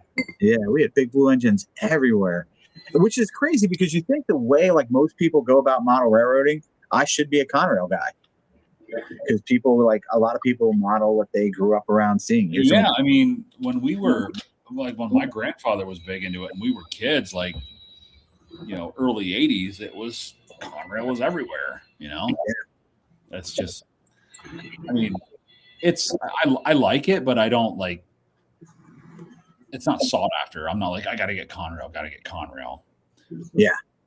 But that's, I mean, again, that's just me. It's, and I don't know. I just don't like the paint scheme, I guess. Stacy, is that your wife? It is. We need to get him some O scale. So that's where I was going. If I were ever to switch scales, I think it would be ON30. Really? I just. That's an interesting move. To me, what about the availability of the stuff, you're not going to get what you want. Well, I mean, at that point, you get what you need, I guess. You build your stuff. And I think that is part of that is part of, you know, what ON30 is about, is building those wood kits. And, you know, guys, you know, there's a few engines out, but no engine I see in anybody's layout looks like it came out of the box. Right. You know, have you seen ON16? ON16? Oh yeah, that's O scale on N scale track. What? I just blew your mind up a little bit. There's so many like small, like I feel like everybody tried to do their own thing. Like what gauge track is it? 9mm. It's N scale. 9mm. Yep. Which represents like a style of true like narrow gauge. What year did this come out? Listen, apparently it's been around for a while. You have to scratch build everything. The engines are 3D printed bodies and motors, and you have to do everything to it. And who is this? What were the manufacturers? There's one guy I see. You can buy it online, and there's one guy I see at Timonium. I don't know if you've ever been to Timonium, but yeah, I'll pull up his.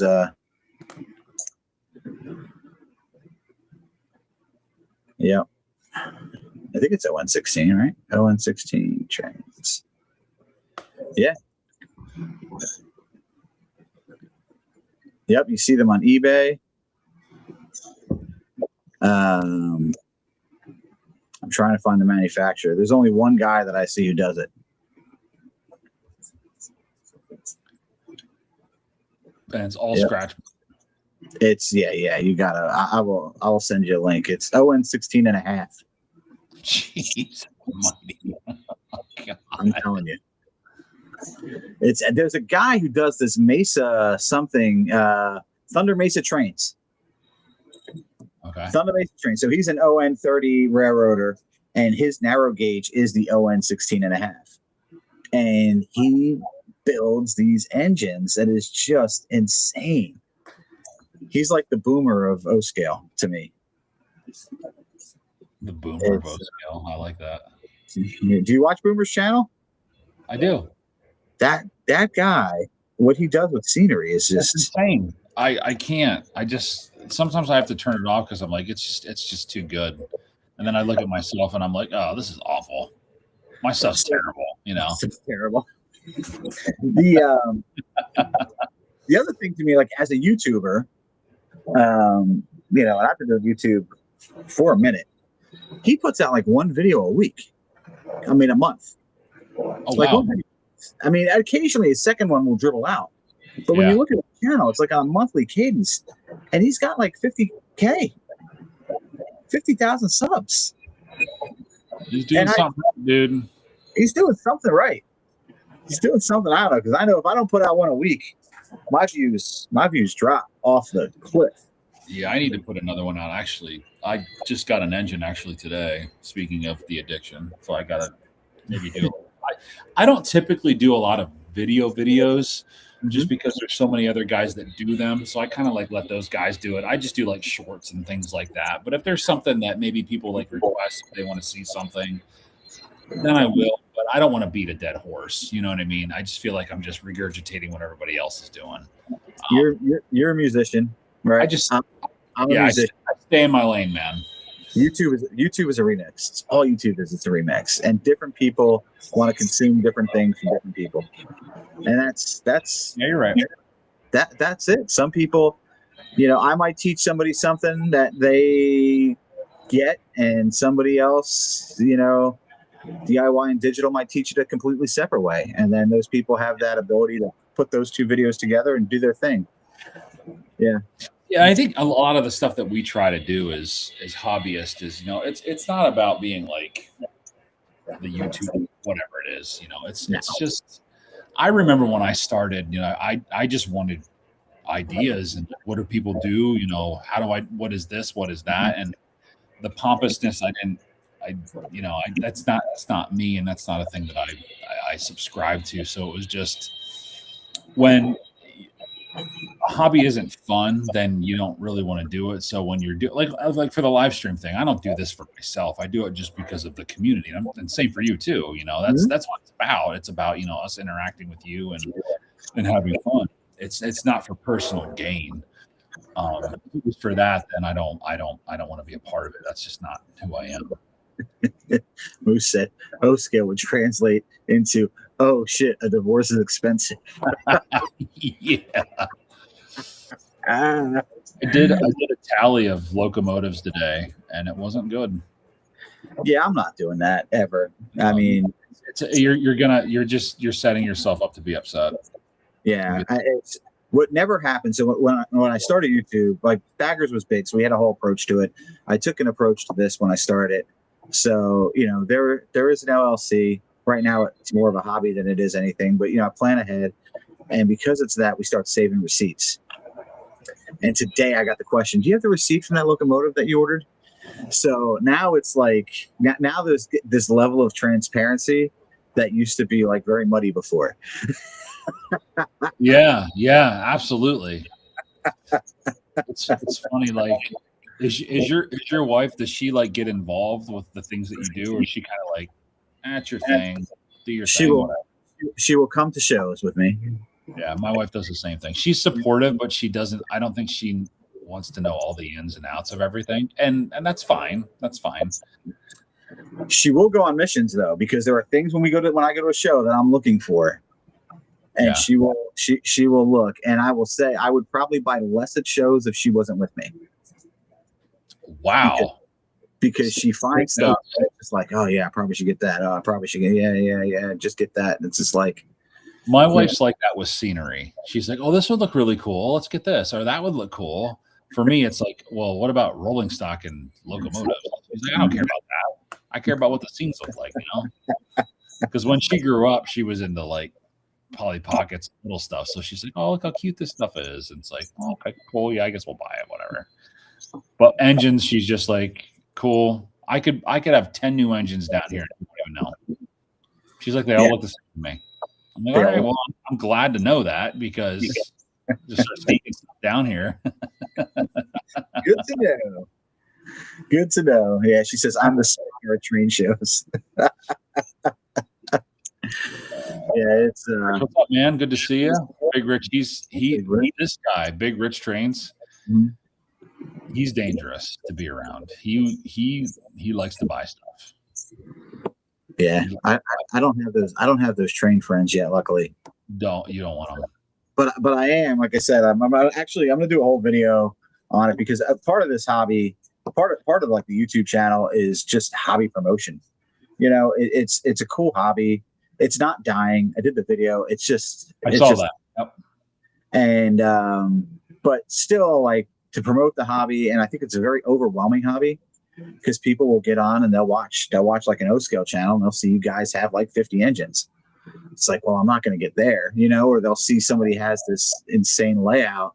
Yeah. They'll watch Boomer's channel and they'll try and replicate how Boomer does roads with, you know, matte medium and all this crazy stuff and cracked pavement, and they try and do that, and it doesn't work out for them, because it's years working into that. And I think the point of how I started this channel is to be like, hey, here's the beginning. Here's the starter set. Is it DC or DCC? Here is like, don't get overwhelmed. Like, lay your track first. You know, it's you got to build the foundation before you build the roof. Like, don't go nuts. You know, start at the very beginning. And exactly. I mean, that's kind of where I started this channel. And I have friends who joke at me, who watch it. They're like, "Are you ever going to model, or do you just talk to the camera?" And I do model sometimes, but it is a lot of camera talk. What year did you start the channel? This channel? I started this channel a year ago in March. Okay, you've got some pretty good traction in a year. Like, you've got a lot of people in a year. I'm shocked. It's I hit 4,600 today. What do you think it is that attracts people to the channel? Do you think is it the DIY stuff? Is it the tips? What do you think it is? I don't think it's anything model railroad related. I think it's putting you out there I think it's something people in the model railroad community don't do. How many model railroad channels do you see that you've watched that you don't know what somebody looks like? Yeah, right. So how much as, it's like playing a show as a drummer, right? With a band. It's right. Yeah. This is the same thing. And at the end of the day, people don't want to invest time in watching somebody that they can't connect with. And nobody's going to connect with a pair of hands with a GoPro above them putting together a model. People might watch it for a little bit, but yeah, I've had people fire some shots across my bow. They're like, "You're buying subs." It's like, no, I'm just doing videos. Yeah, and I think that's what a lot of people have that misconception is that it's sometimes it's not about maybe just model trains, but it's about it is a little bit, but it's about the person, and like you said, that being connected as a real life person, and not being like, oh, let me show you all the stuff I have, and that's it. It's community. It's just being yourself, and being I really want to say a likable person, but just being relatable. That's huge. We have trouble sometimes with certain forums because it's like for younger guys in O scale. I don't know how you feel about this or how you see this in N or even HO, but if you're not, the younger guys are sometimes shunned upon, not really shunned upon, but they're looked at differently because they don't do things the traditional way.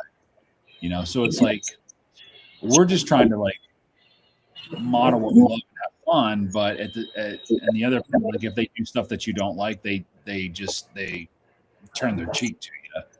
And that's happened to me. I mean, I've been banned from a forum that it's just like they didn't like what I had to say, and that's easy to do. Like, get rid of them. We don't need them. And that's happened to a lot of guys, and it's more so the younger guys than it is, the older guys, because they're set in their ways. It's like, where's the hobby going? And like, this is a good question. Like, where do you see the hobby in 20 years from now? I see the hobby in 20 years from now, probably, and it kind of struck me 2 weeks ago. I went to an N-Scale meetup. It was like the Atlantic City N-Scale meetup, but now it's in a different town, and it was all N-Scale module layouts.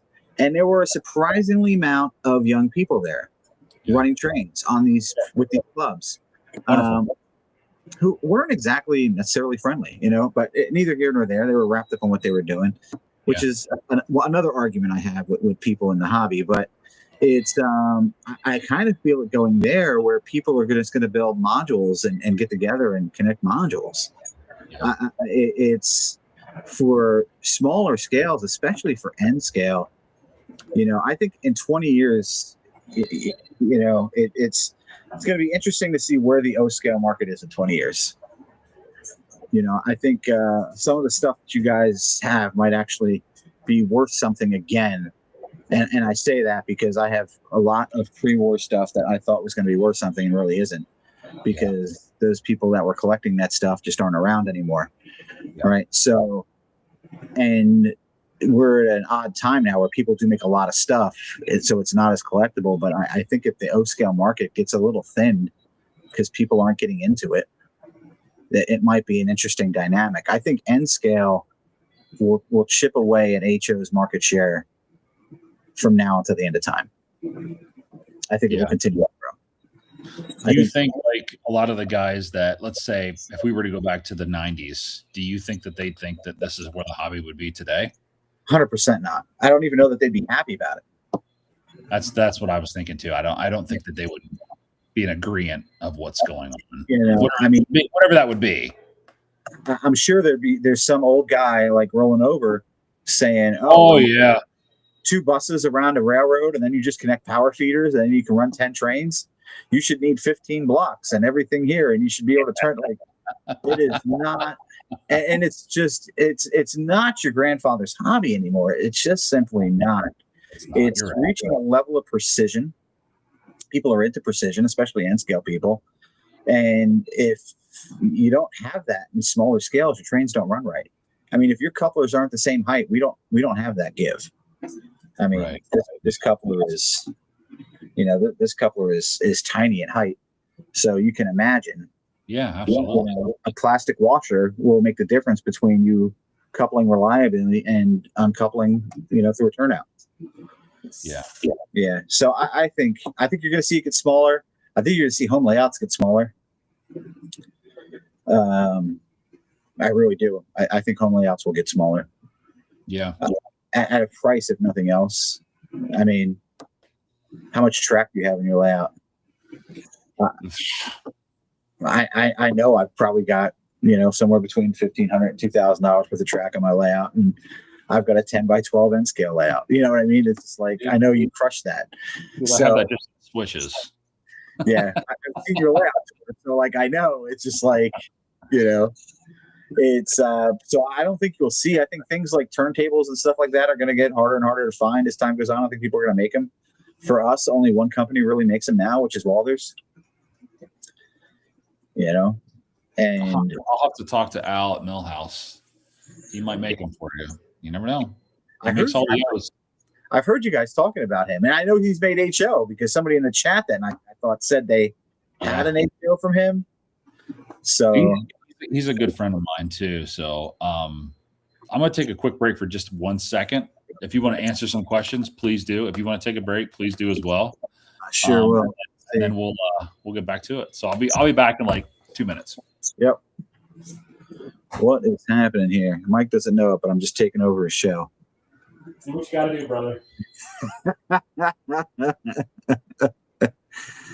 Amateur moves. The same problem with everything now is too much division and gatekeep. There is a lot of gatekeeping in model railroading, and it's a thing. Everybody says they don't do it, but the reality of it is people do it. And it's unfortunate. It's not something that helps the hobby grow.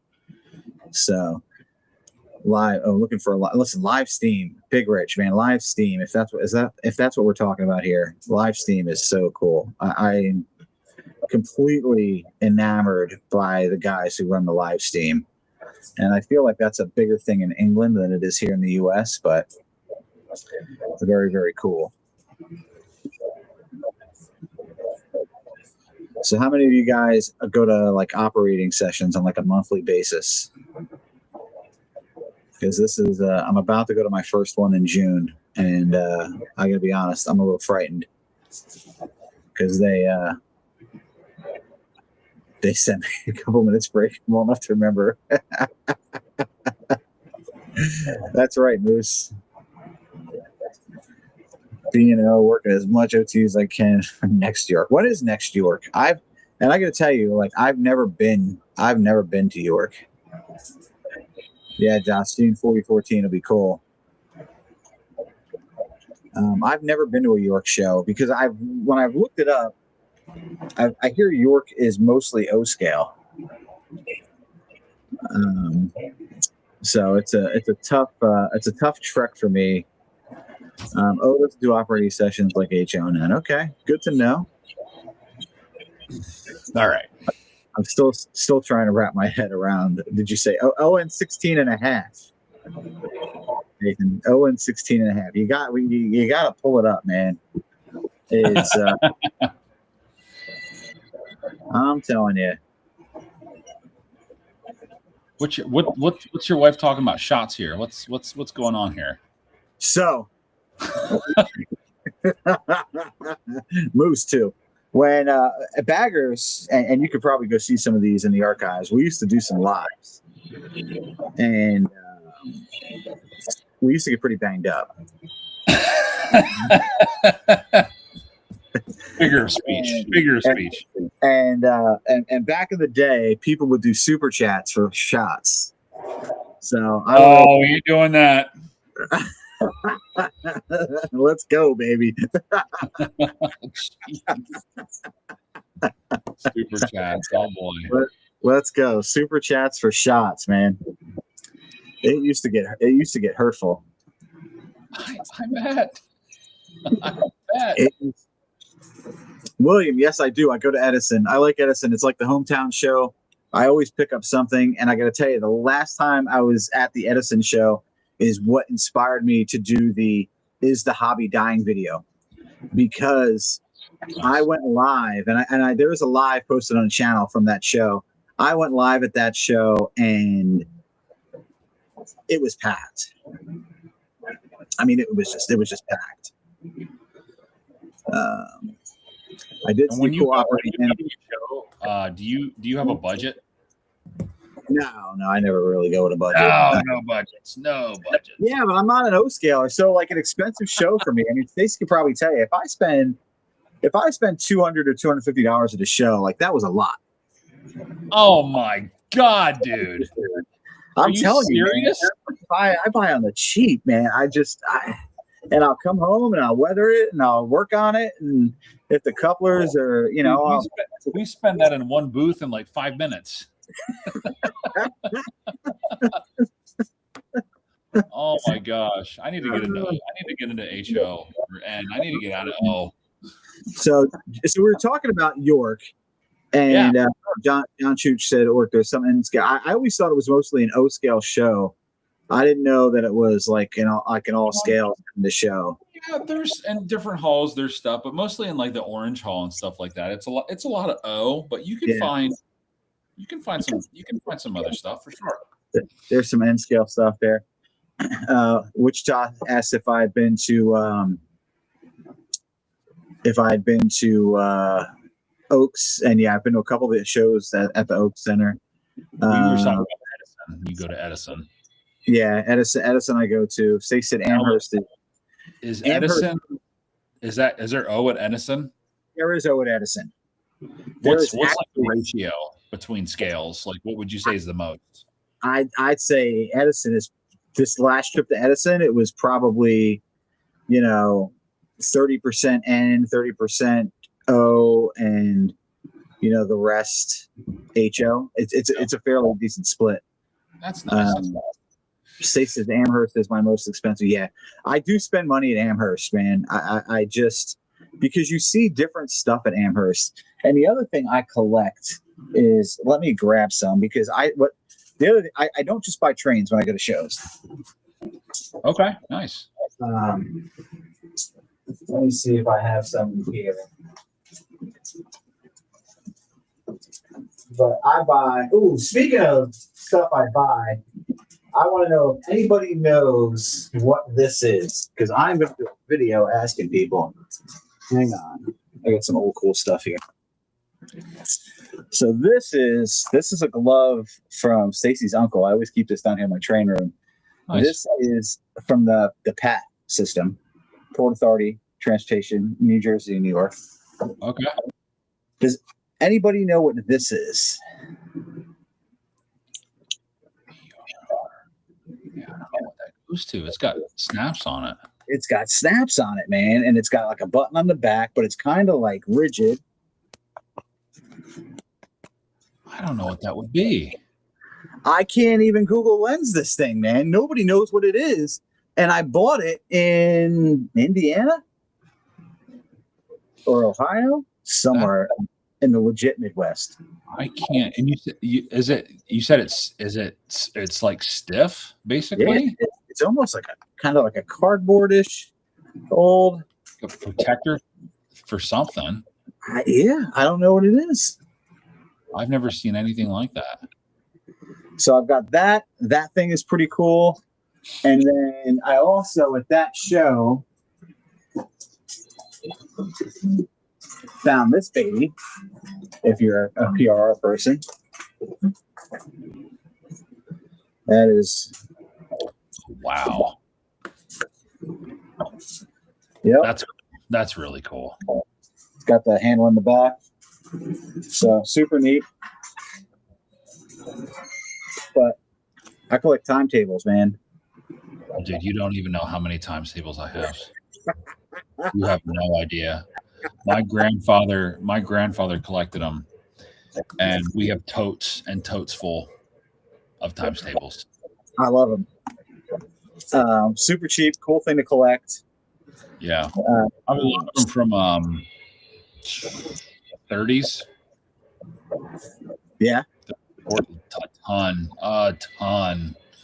I have a lot from the 50s, and I have. So this is a Pennsylvania Railroad rules book. So cool. I love this old memorabilia stuff. Yeah, I have a it's like a Reading. I showed it to Doc the other day. It's like a Brotherhood, like some sort of, I don't know, like 1889. wow. That's Pennsylvania? Yep. How cool is that? It's like OG rules book. It's got to be.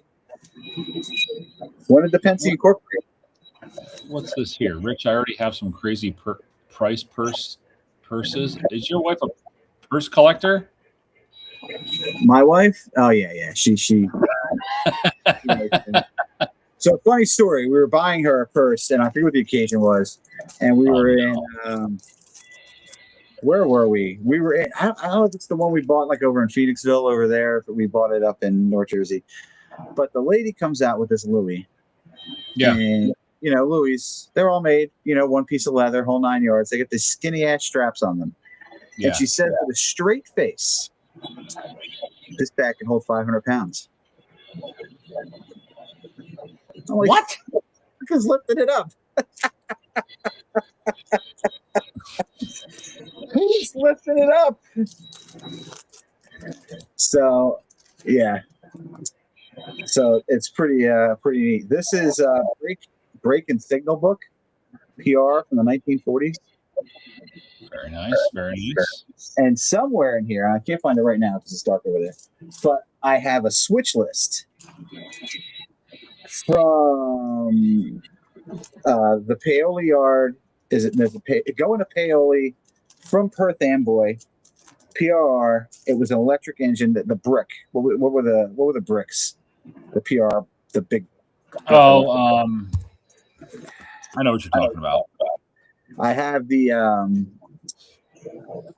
switch list, and then I was able to go online. I think is it train orders. I forget where it was, and find the actual engine that was listed in the switch list.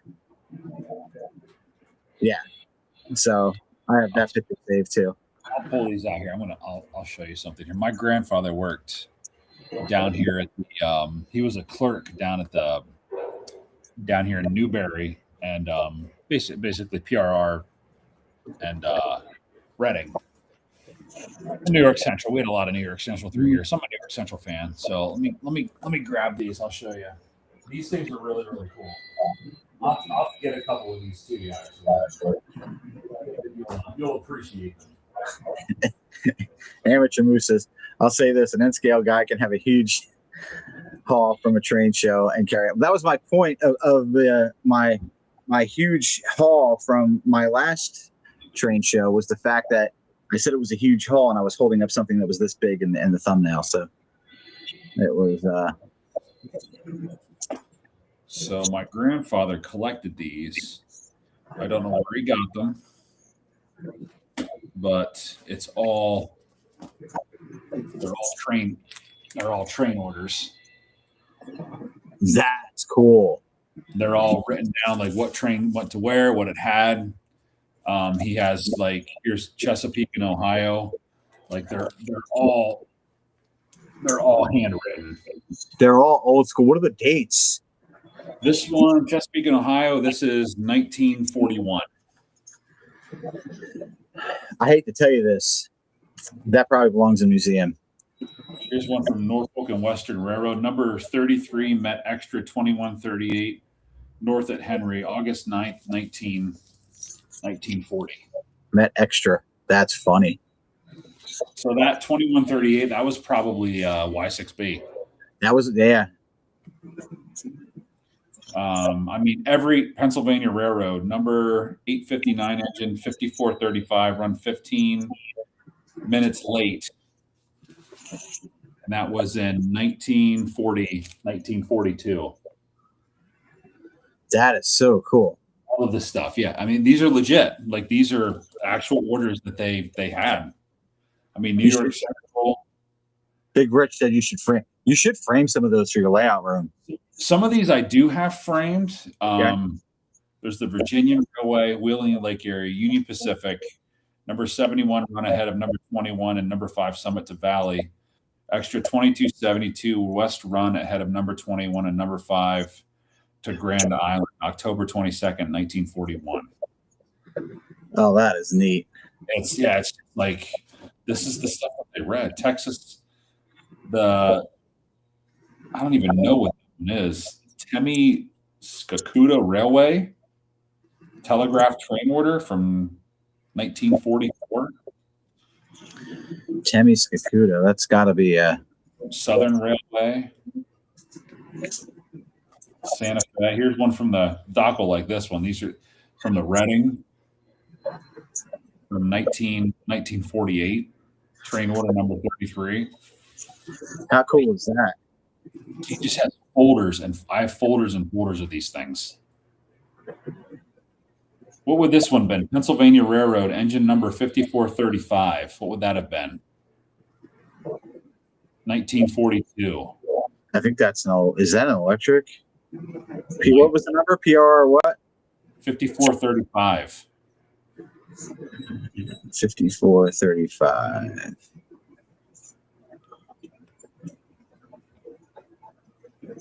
It was a K4. That was a K. Oh yeah, that was a K4. Yeah, it was a 462 Pacific. Engine 5435, run 15 minutes late. Watkins Glen to Stanley, March 1942. I'll do you one better. I'm about to send you a picture of number 5435. Oh wow! And I don't know if you can pop this up in the chat. I should probably email it to you, right? If I email it to you, you can put it up in the chat. See if you can email it. I might be able to throw it up in the chat. So,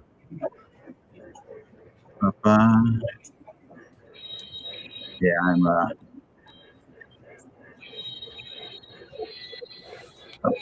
attach photo, bang, coming your way. Let's see what else there is. I mean, every railroad: Nickel Plate Road, Northern Alberta, Minneapolis, St. Louis. A lot. Monon. Everybody knows how I like the Monon. These are all grouped together. This is all Lehigh Valley. How cool is that? Because he was just a clerk, and he's a clerk. Yeah, had the wherewithal to be like, I'm not throwing these away. I don't know where he got them. It just tells you what the engines are doing, what was going on, what was coming in. Like you O-scale guys don't operate. Invaluable information to to operaters. It's just crazy. It's just so cool. Like that's the stuff. Timetables. This is the stuff that like made everything tick. Yeah. And let me see. I can pull them out here. I have this whole drawer of stuff here. So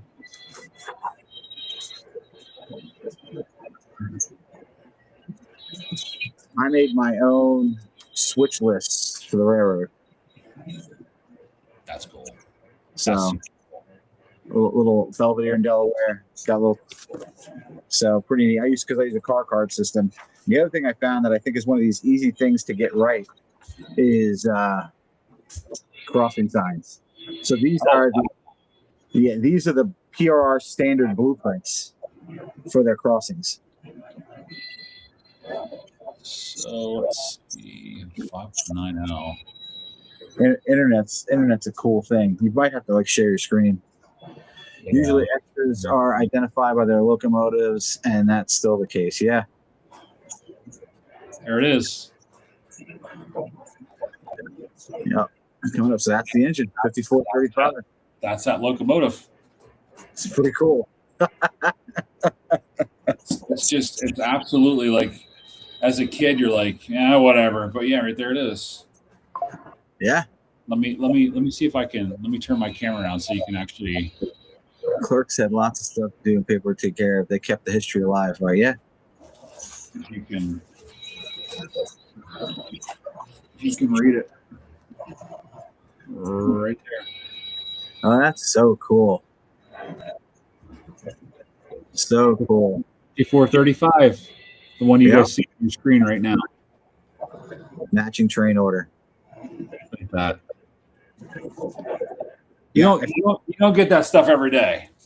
No, it's just neat. And I feel like, you have to be a little bit of a history buff to Here's a whole unused ones of Penn Central. wow. Whole stack of them. Whole stack of them.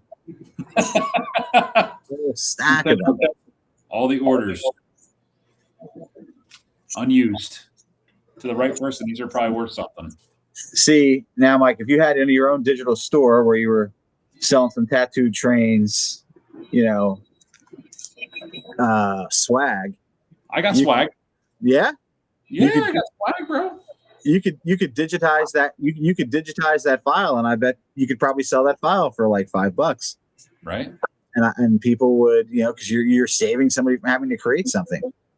I still can't believe that you found that picture of that K4. That's insane. That quick too. It's just that quick. And clearly in a roundhouse there. If you look at the back, right, absolutely, yeah, it's definitely, and that's probably post-war because the lights recessed and the dynamo's down front. Okay, is that what happened post-war? I think that's what they did post-war. I think the dynamos were put down front because pre-war the headlight was protruding and the dynamo was right up by the stack. Yeah. I don't know why they moved it. I feel like it was just for ease for maybe maintenance, but that's why they moved headlight with the dynamo.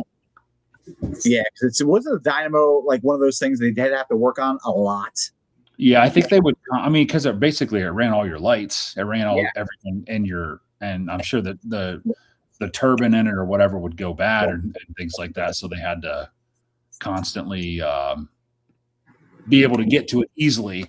And there, you're able to get to it a lot easier. Just climb up on the boiler rather than going up. There's that right there is just a little bit more easier on maintenance. Yeah, so cool. That's crazy, man. And a post-war pilot. Yep. And a post-war pilot. Yep. Yeah. So like the M1 that you see here, this one here, this is circa 19, I believe, 55. And again, like it has the dynamo in the front and the headlight is flush with the boiler. But anything that was pre-war, the headlight was protruding. And okay. So that's what you meant by flush. Yeah, my M1, the headlight is protruding. Yeah, dynamo is behind. If it was protruding, then that was pre-war. The Jersey Central always had their dynamos out front. Other Pacifics. Yeah. Like even like when you see just easy to get to. Yeah. Because why would you want it on top by like your pop-offs and whistle when you got to climb all the way up there? It's something you just climb up on your pilot, maybe with a ladder, get up there and fix what you need to do or whatever. Yeah, when we were the last time I was at Steamtown, they were working on the Baldwin, and that's what they were working on. They were working on the dynamo, and what a pain in the butt because those guys were like standing, on a ladder and a piece of scaffolding on the side of that Baldwin, like trying to, just because it was so. There's a walkway in the Baldwin, but where the dynamo was so. It's around a boiler. So it's not just that it's 5 feet up, it's 5 feet up and 2 feet in. Right. Yeah. 2.5 feet in. So all those, anything that you could do to make it easier, whatever it was. Cause I always wondered, I'm like, why would they move the headlights? Like what's the point of moving the headlight from out to in? But that's what it was. What's the point of moving the headlight from the middle of the boiler to the top of the boiler? Exactly. Right. That was visuals. I think that was visuals. Yeah. I mean, that's just what they did. But there were a lot of things. I mean, a lot of things that could have been a little bit of marketing too, because they put that. Pennsylvania wanted that Keystone emblem to be Yep, they want that big keystone. That needed to be shown. Exactly. That's I mean, like if you look at like J1s, like they protruded a little bit, but again, they had that keystone emblem. You know, Yeah. that was their mantra. That was their signature. Yep. Yeah. People make put out so many PR models where that is not there. It's hilarious. Really? Yeah, especially in the smaller scales, man. O scale, you guys would probably beat people up over that. Oh yeah, we wouldn't buy the engine. We'd be like, no, we wouldn't buy it. We'd just be like, we're not buying it. It's not prototypical. N scale, we're like, I'm just happy it's got a goddamn headlight and it looks like a steam engine. You guys, you O scalers, and you're not O scalers, you N scalers. Yep. Do you think you'd ever get into O scale? Like, would you ever dabble in it? Like, if you were to dabble in it, what would you want? Oh, good God, I don't know. Ones. Probably some of the shorter steam. I mean, that stuff I really like a lot. I would have to get something with whistle steam. I would have to. I'd have to, because that would be the whole point. Yeah, you know. But I have a lot of O scale. Not a lot. I do have a pre-war set. I have 2 Lionel transformers. Nice. And they're just sitting here on a shelf. It's like, I don't know. This thing is huge. And it's old. And it's still in the original box. And I see them for sale all the time. Oh, dude, they're my favorite. They're these ZW 275s. That's what I use. They're great. They're tried, tested, and true, man. They're tanks. So that's all you need. So cool. So I got that. I have my original Lionel set that when I had from when we were a kid, the Southern Streak. Yeah. So I do have that. And then I've got an old I think it's a Vanderbilt engine steamer. Okay. All right. Nice. Yeah. So, and some tin stuff. Yeah. Like Slagcat said, he's like, dude, you're on your way, man. You're on my way. You're already there. You already got the power. I have I have a whole box of 3-rail from the 40s. Oh, wow, nice. Yeah, it's just I have some old stuff. It's just the old tubular track. Yeah, I have a whole box of tubular track. Oh, that's the infamous tubular track. You know, which is all stuff that I was like, I'll hold on to. I had a chance to sell it. Let me grab it. I had a chance to sell it years ago, and I didn't. I was like, I'll just hold on to it. And now it's insane. It's not worth anything. Like now, it's just never leaving. You know. Let's see it. Yeah.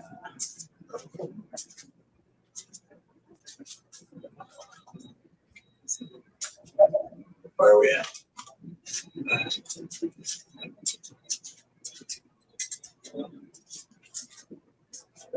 There's the Commodore. Oh my gosh. It runs. Does it really? Oh, yeah. And here is 2621. 242. Jeez. Yeah. So, in good shape. What year is that, you think? 50s? 40s? 40s. Yeah. For O-Gauge track, Lionel Corporation, New York. Well, that's when they were in New York, right? Yeah, so that's definitely in the 40s. Yep.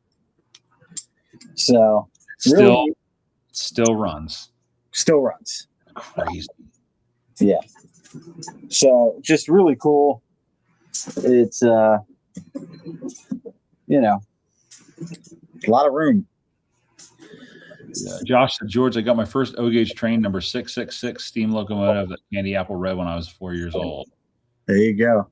Crazy. Yep. Crazy. Yeah, I got the Southern Streak. You can still find the Southern Streaks on eBay. So had a tender with a wheel in it that like had like small rocks or sand or something. So when it went around, it made like a chugging sound as they fell over the wheel. Yeah, I remember those and the tender. Do we need to fire this up for you? Get you. We're gonna get George into some O scale stuff. It's too funny. Let's fire this guy up. Stacy's upstairs shaking her head, man. Oh, I love it. Yeah. Hey, that sounds pretty good.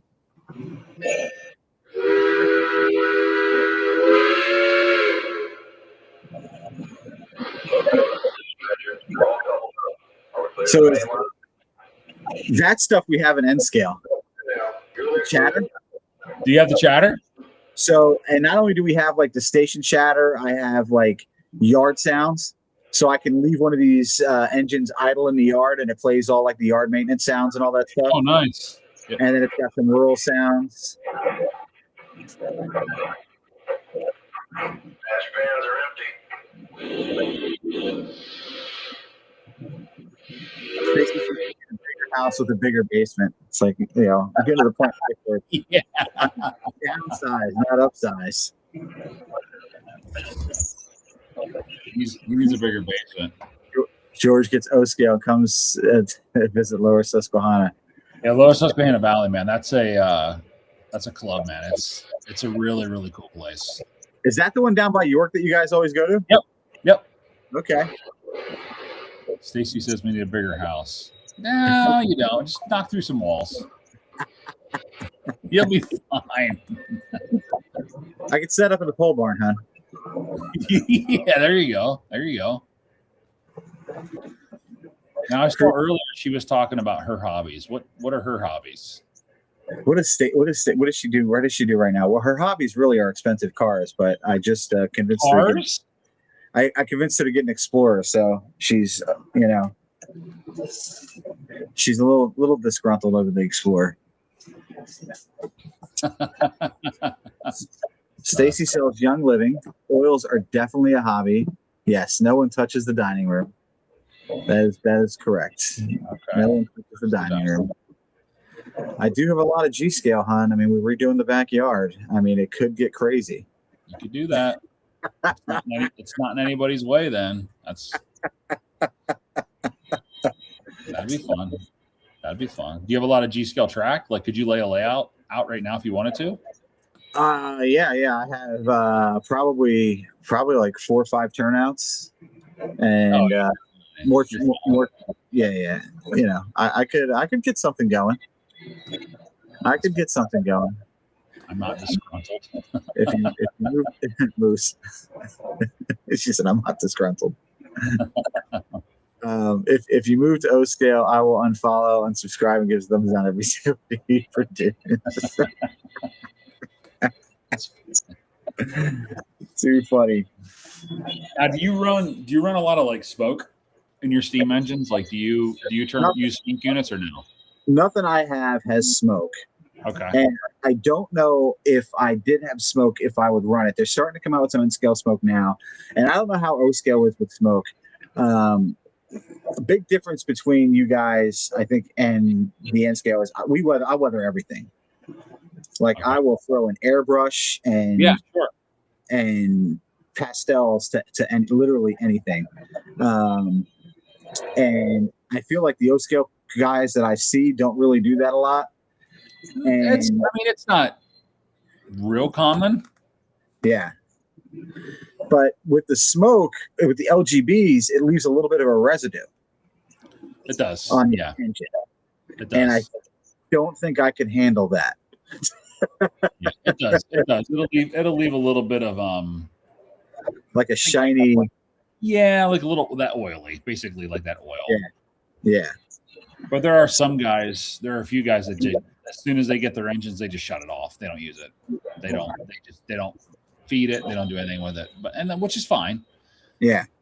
Because again, like when you get stack smoke and whistle steam, and then if you're getting some extra features like pop off and stuff, like it can get messy for sure. So what are you using now? Is it all digital? I assume it's all digital controlled, right? Oh, Like yeah. at the it's all Lionel digital.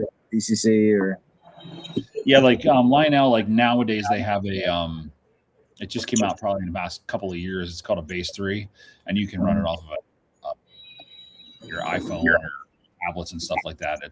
It's all digital and just runs off of that, like touch screens and things like that. Before that, we had the Lionel had the 990, which was a handheld, which is more tactical feeling, which a lot of guys do like that. Same with MTH, they had their handheld, but a lot of them are just going by the base side with that and not using it anymore. It's using you're just using an app to run your stuff. Okay. Which it's easy. Like if you're gonna like go to a club layout or something like that and you want to run your stuff, it's super easy to do it. But a lot of guys like the tactile feel of, actually hitting buttons and things like that, which I get. But yeah, most of it now has gone into apps and things like that. Okay. How much power? Because I'm thinking about, I've got a number of engines with, sound and all this stuff. How much power are you guys sucking to run all those? I mean, it really, to be honest with you, it's not as bad as you think. I mean, the biggest thing that really sucks your power is when you start like whapping on the smoke units and stuff like that. But I mean, I've had on an inside loop with 6 diesels with a KW 190, and it would run them fine. The draw is different. A lot of the stuff with say for instance, like passenger cars, like back in the day, they were incandescent bulbs. Now they're LED. They just don't draw as much wattage. So you're not tripping breakers all the time and things like that. So they still draw power, but not as much as you think. Yeah, because that's the one thing. It's just like you could, if I have everybody going right now, because I'm in bad shape of a booster. Like I need to do the adult thing and like buy the booster instead of buying more engines. But yeah, I'm in need of a booster because the sound things will start to get wacky. Really? Yeah. If you've got too much stuff going on, yeah. Now, how is it with signal wise? Like, let's say like for me, like I can be here in another room and hit commands and things are typically fine. Like, how is it with like the N scale stuff? Like, is it pretty reliable? Well, everything runs through the Digitrax system. Yeah. So as long as I'm in the room, it's fine. Yeah. It's fine. I mean, I can run stuff off my phone with Wi-Fi with WeThrottle. Okay. So I don't know if you've ever heard of WeThrottle, but no, I've never heard of that. So pretty cool. I'll show you what it looks like here. So this is basically your throttle right on your phone. Yeah. It's kind of like for us guys, like we have this thing called Blue Nami now. That's kind of like taking the market, like a lot of if people have like older engines and they want to upgrade them and get more like command and stuff like that and different sounds or whatever, they put like Blue Nami in them through tracks. There's Blue Nami for N. They have a couple decoders for N. Yeah. I'm not into it yet.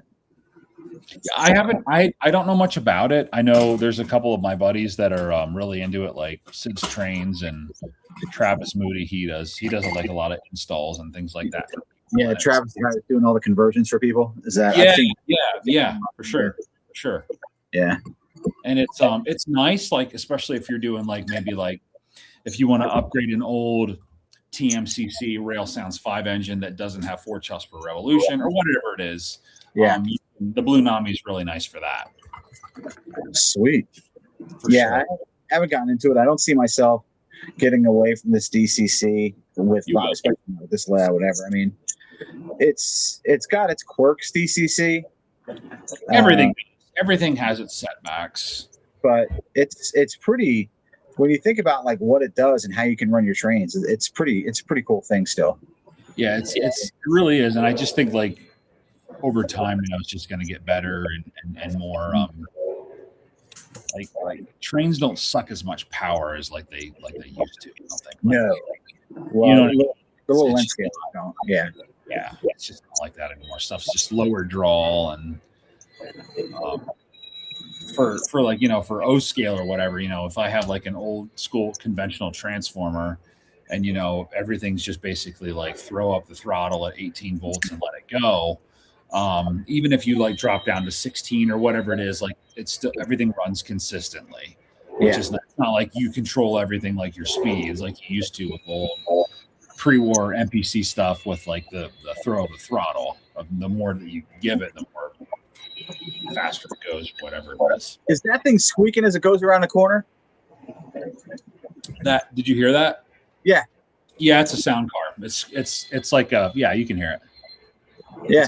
It's got sounds in it. Oh, it's a sound car. Yeah, it's a sound car. Yep. So we have one of those in N scale. Broadway Limited makes it and only makes it in livestock cars. Yep. So, There's we have like livestock. We have like they're really popular in like PS1 box cars. Like they call it freight sounds.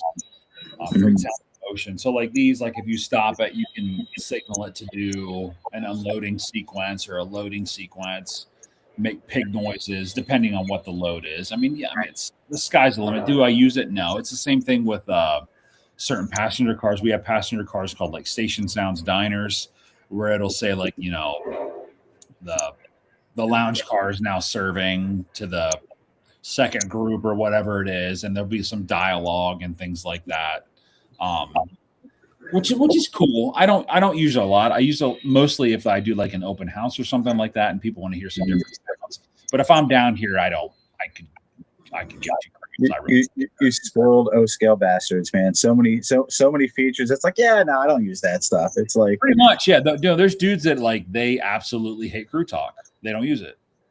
Like we have a lot of engines that are like vision. They call them vision line and line out, or the higher ones.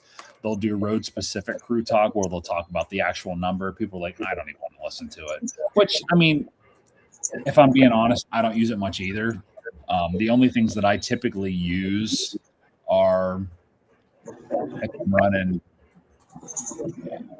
smoke or whistle steam, but I don't typically run crew talk that much. I just come down here and run stuff and work on the layout. It's more of a show thing, you know what I mean? Like, yep. Blow down smoke or pop off and all that stuff. Or hotbox reefer cars. We have hotbox reefer cars that it'll signify a hot box, and an LED will flicker and it looks like a fire going on and smoke comes out of the wheels on a box car. Like it's cool, but I'm not gonna do it all the time. See, it's like something that would be so cool for operations, because then you'd have a car that you'd have to like take a car, take it out of service, send it to a rip track. Right. Basically what it do is like get it off the track, send it over here. It's that kind of stuff is kind of cool. And like the more that you run certain engines around, like the oil will go down, like the coal's going down or whatever. My water's at 3/4, my coal's at 3/4. It's not like it gets to zero, it's gonna like stop running. It's just one of those interactive things that just keeps things. Oh, that's pretty neat. And we have this year they've done them before, but they came out with, I think, GP40s. They're called breakdown units.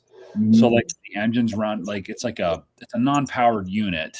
However, like if you're pulling it, you can signify a breakdown, and like there'll be flickering lights going on at the diesel. Smoke will come out, of the stuff, that kind of stuff. It's cool, but it's like, am I going to use it that much? Probably not. Yeah. It's just they're just trying to use technology for their biggest, just to kind of get people roped in. It's cool. It really is. It's cool. So it's funny, all the stuff that you're talking about right now is all things that are like so common that people in the O-Scale community know about. Yeah. Are things that outside the O-Scale community people have no idea. Foreign. It's foreign. They're like, what? Yeah, no idea. I'm like, trains do that? But in this special with 20 years, got a big old layout behind me. I'm like, really? They'll do that? Yeah. And that's why I was saying, like, about technology. It's like, where's it going to go from here? Like 20 years from now, like, what are we going to be doing? I think from a standpoint, like I had a guy comment today, he says, I'm into trains. Some comments, they just stick with you. And, he's in the trains, he's fully disabled. Do you know any way that I could automate my train operation?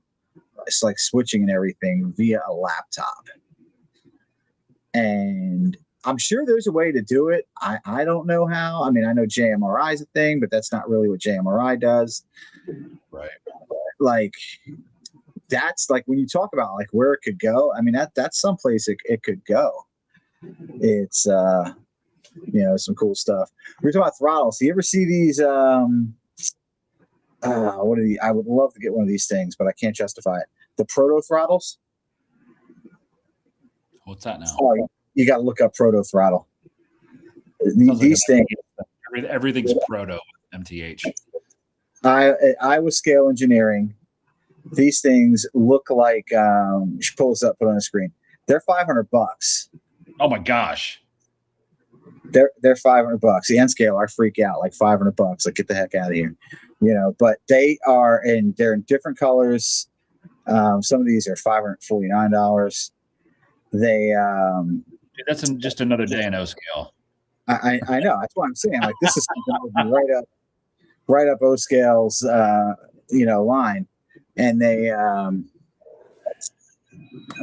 pretty sure they're Wi-Fi. They've definitely got the list of railroad people who've reviewed them. Tony Custer, Pete Mulvaney, James McNabb from the Hills line. So cool. And they look like, they have the levers like you have in your diesel in your engine. And they're made out of they're like cast aluminum. Yeah, it's crazy. Like Doc says here, the MTH, like with DCS, you can make your own custom sound files and throw them in there. You could do that in N-Scale too, which is nice. That's really, really nice to do. Tsunami decoders do that, but then to do that, like for N-Scale to do that, you have to have like your Tsunami interface and your little thing that plugs into that you can, like, it's not easy. It's not simple. You have to have a setup to do it. Yeah. Right. I mean, with an O scale, I'm sure you could just plug a USB in there. So. Right. Yeah. It's not. And that, like I was saying, like, it's, where does the technology stop? Like, how far because again, like 30, 40 years ago, would you think like trains would be where they are now? Probably not, but it's like, how much further can we go, before it gets to be a little bit. It's like anything. It's just life. We don't know till we get there. We don't know till we get there.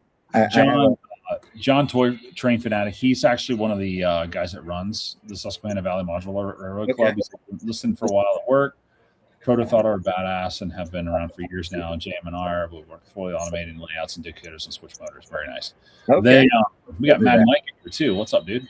The cool thing too, sometimes with MTH, I don't really know how to work it real well, but they have a Doppler loop. Okay. Where you can make the train, like when it passes you, it gets louder and then it fades off into the distance. You can do that. You can set it up somehow. I've done it, but it's just, I haven't mastered it. You know what I mean? And it has that like bypass sound, like where you're standing and that kind of thing going on. It's not just like here and you just hear the same constant sound. Broadway Limited makes a subwoofer attachment. I forget the name of it, and it's probably something already subwoofer. Hell yeah! Look for, and you basically your Paragon Broadway Limited's Paragon decoders connect to this thing, and when the engine is close to the subwoofer, it'll be louder, the bass, because it amplifies the bass. Yeah. And when it's away from the subwoofer, it'll get quieter. That's cool. And I have to find out if the next time they have one on their list on their refurb, I'm probably just going to get it. That's cool. The PRR cuff could be a neck protector for cleaning out the ash pan under the firebox. Do you guys have? I just want to bring that up. So what Slack Cat's talking about? Is this cuff? It could be. Could be a neck protector. Could be. It's about that. Yeah, maybe. Well, this one, I mean, I don't think this one was ever used, man. It's amazing the stuff that they came up with. It really is. Well, for me, and the other thing is you can find, I mean, you see me, engine number 5435. It's like bang, I can pull it up. I could find stuff. Right. I have not been able to find. You can't find it. Yeah, that's crazy. That out of all the searches and like the technology that we have, that you can't find what that is. It's insane. Even Google Lens is like, yep, nope. You know, I put my my oil can up, and it knows right away. Right. What exactly? Like that's what it is. Where did you get that? Did you get that at a train show? No, I bought this at the same antique warehouse out in Ohio or Indiana. Probably Stacy would know where we're at. And I think it was like, I don't know, I think it was like $45 I paid for it. Yeah, and it's got the it's embossed, and there's no other labeling other than that. I like If you that. can see it there, that Oh, PR. yeah. Yep, I got it. That's So awesome. just a cool piece. Josh Cannon has a question. What DCC HO controller should I get? A Bachmann Easy Command controller or Dytrax DCC controller? Digitrax DCC. I mean, well, what scale are you in? I'm not. I want to like Bachmann. I really do. And I tell them this every time I'm at a train show. It's like, you know, I want to like your stuff, but I can't. it's just not been good to me. Yeah. I've got 3 Bachmann engines on my table right now that don't run. Where do you see them ranked, and like where, like say HO or and like where do they sit? Like where are they at?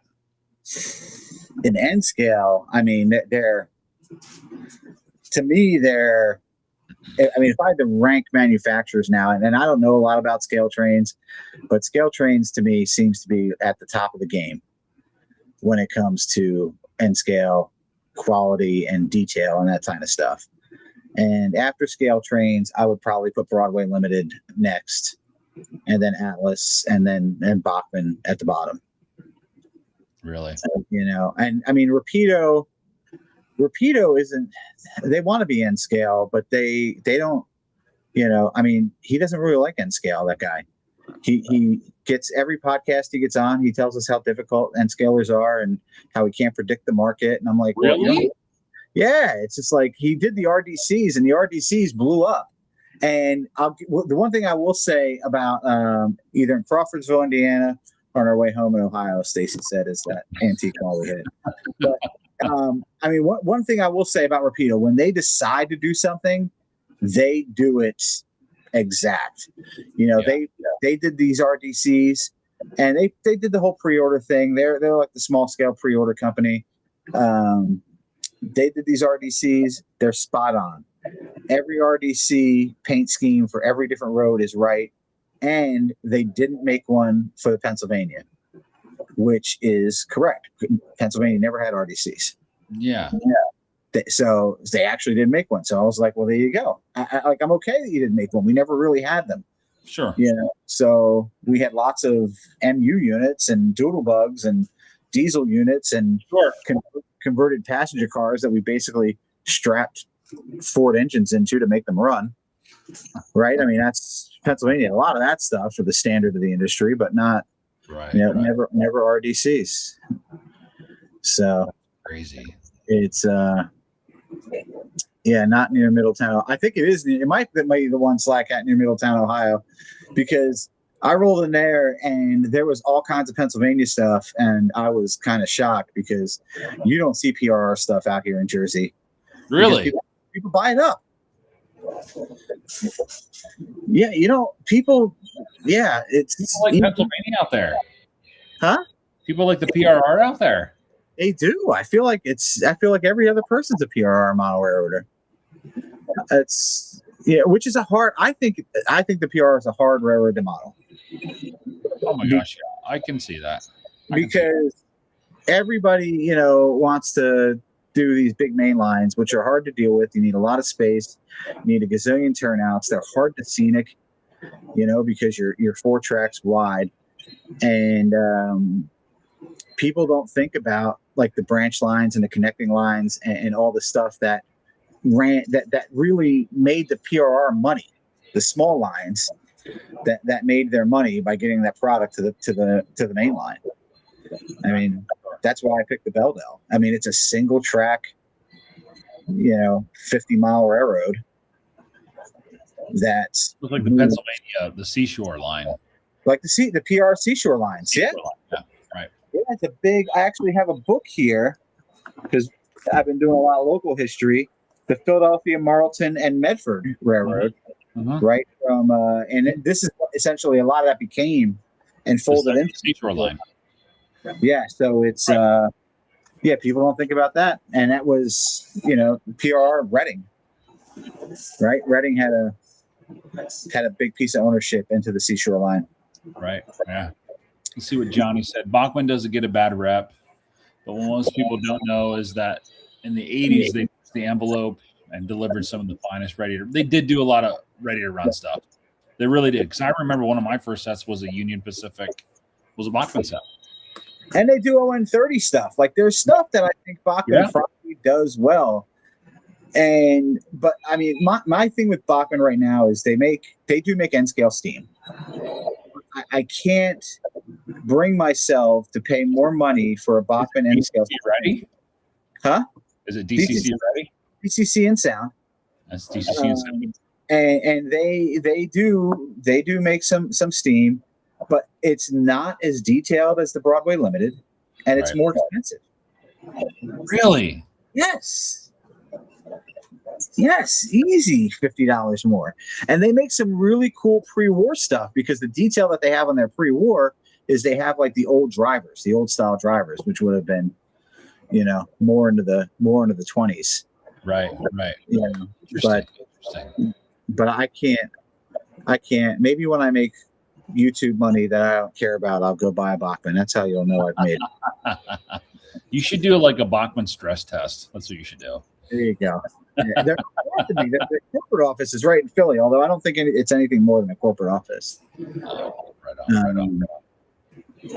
Now, do you model anything like out west? Like, is there anything like SP, Union Pacific, Northern Pacific, anything like that? Just anything out there that interests you, even if it's just like maybe an engine?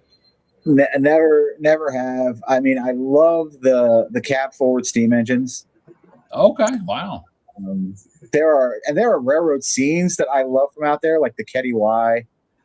There are some scenes from like filming in Cheyenne.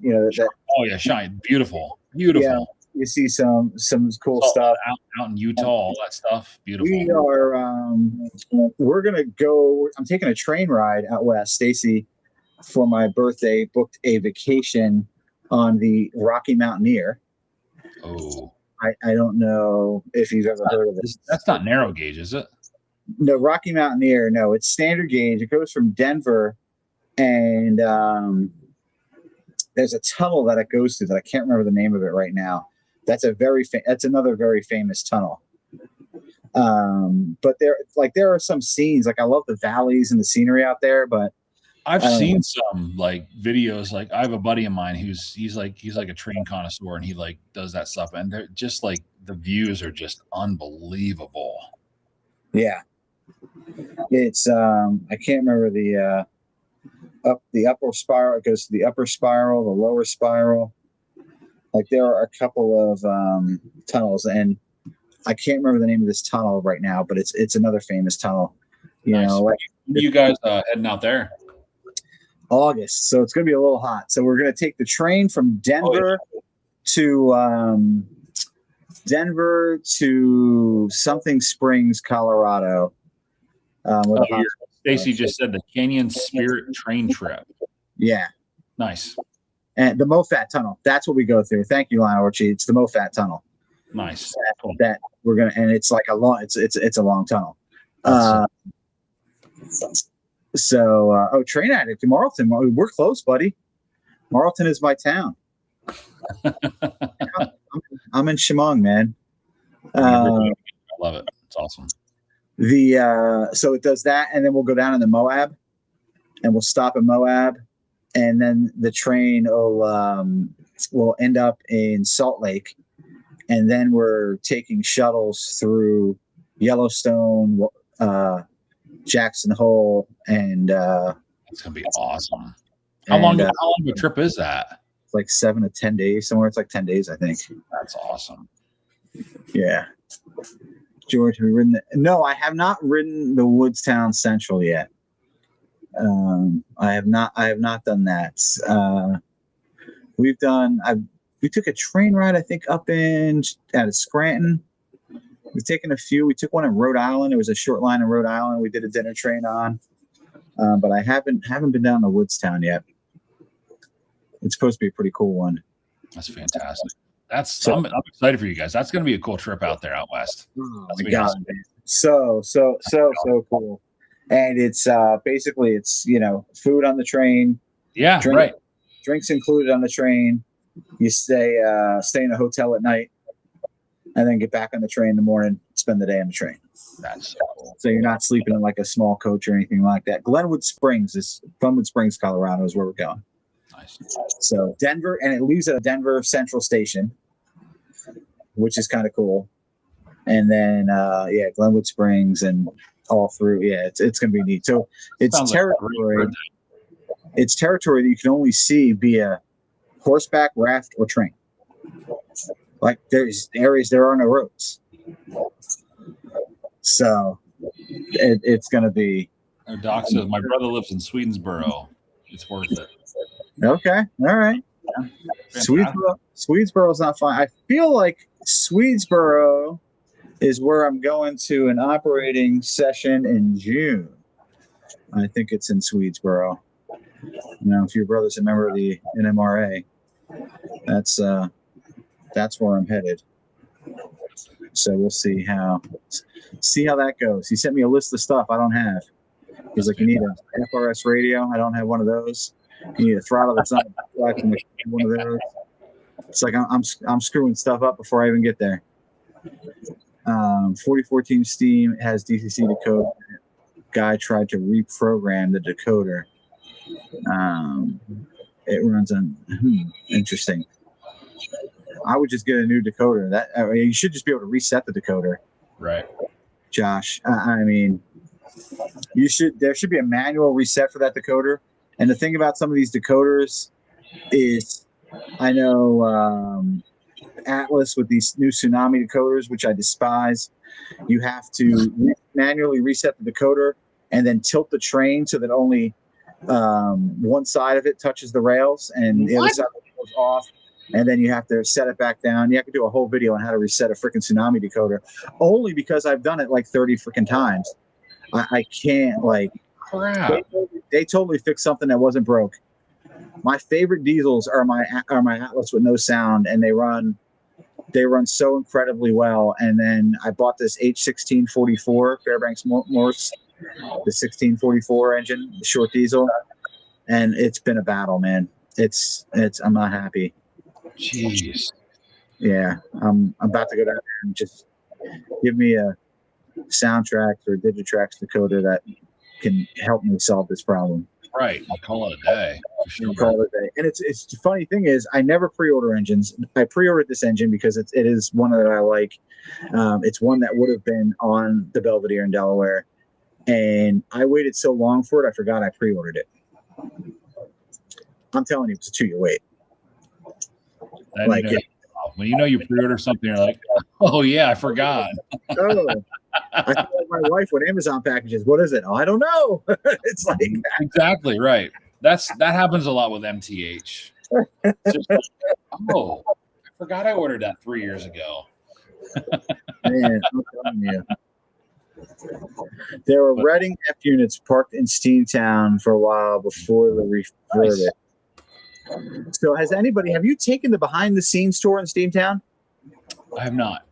Let me tell you, you need to do that. I'll have to look into that. They take you back and show you how that area grew and where there was a transfer table there. Yeah. Where the transfer table was and the machinery, and they're restoring.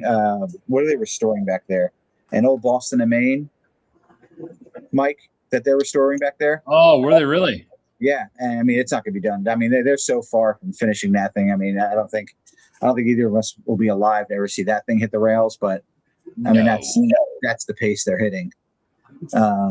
because they just need money.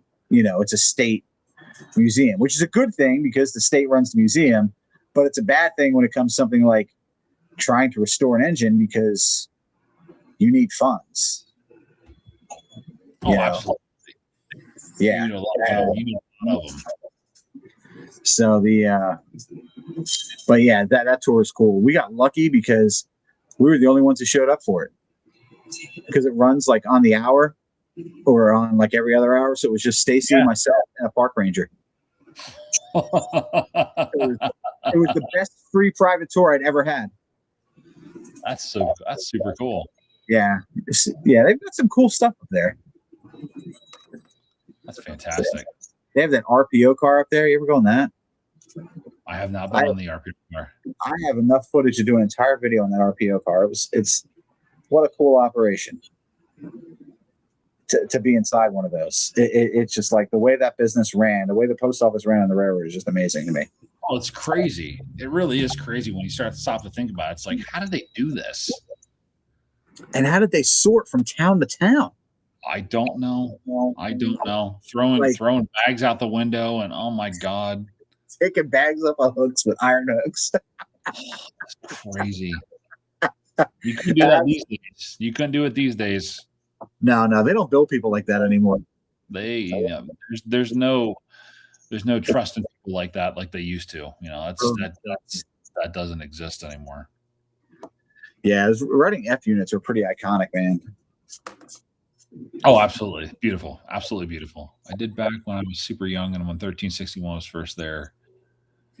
Hopefully, 1361 will be running again at some point. Which one is 1361? It's a K4. Is that okay? Yeah, it's a K4. I think it's an Altoona.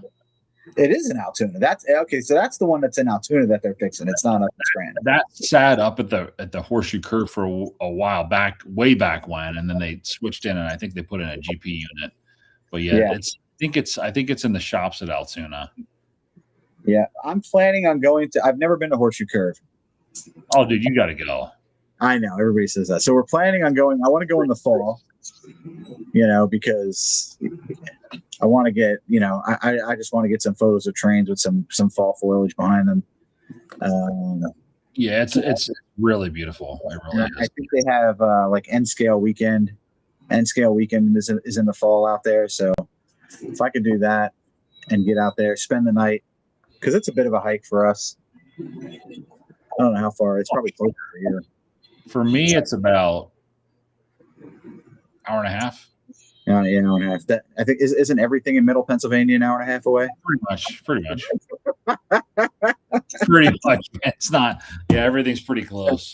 Like Reading's about 2 hours. Philly's about 2.5. Because we're where I'm located, I'm right in the middle of Central PA. So like Little League baseball, like the World Series. Sport. Mm-hmm. That's right. Okay. So everything's just like, if I want to go to Pittsburgh, it's 3. If I want to go to Philly, it's about the same. It is what it is. When we were in North Jersey, we rode to Thunder in the Valley down in Johnstown. Oh yeah, sure. Yeah, we rode right out through Williamsport, and then took whatever road that was down past College Station, College Park. Okay. Yeah. Yeah, that was pretty cool. That's super. So yeah, even if I did narrow gauge, he said East Broad Top. Even if I did narrow gauge, I would probably do like East Broad Top out that way. I wouldn't do far out west. East Broad Top is talked about a lot. Well, because it's like one of the only narrow gauges out east, right? Yeah. How many people talk about East Broad Top a lot? I mean, obviously for us, it's Reading. Yeah. Strasburg's another big one. Strasburg was cool. People are fanatic about Strasburg. I had no idea. Oh yeah. Yeah.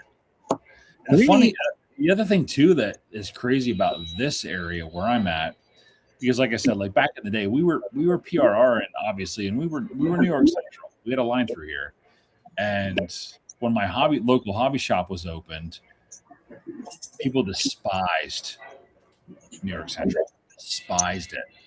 And I don't know why. Like, they hated it. And I'm like, why?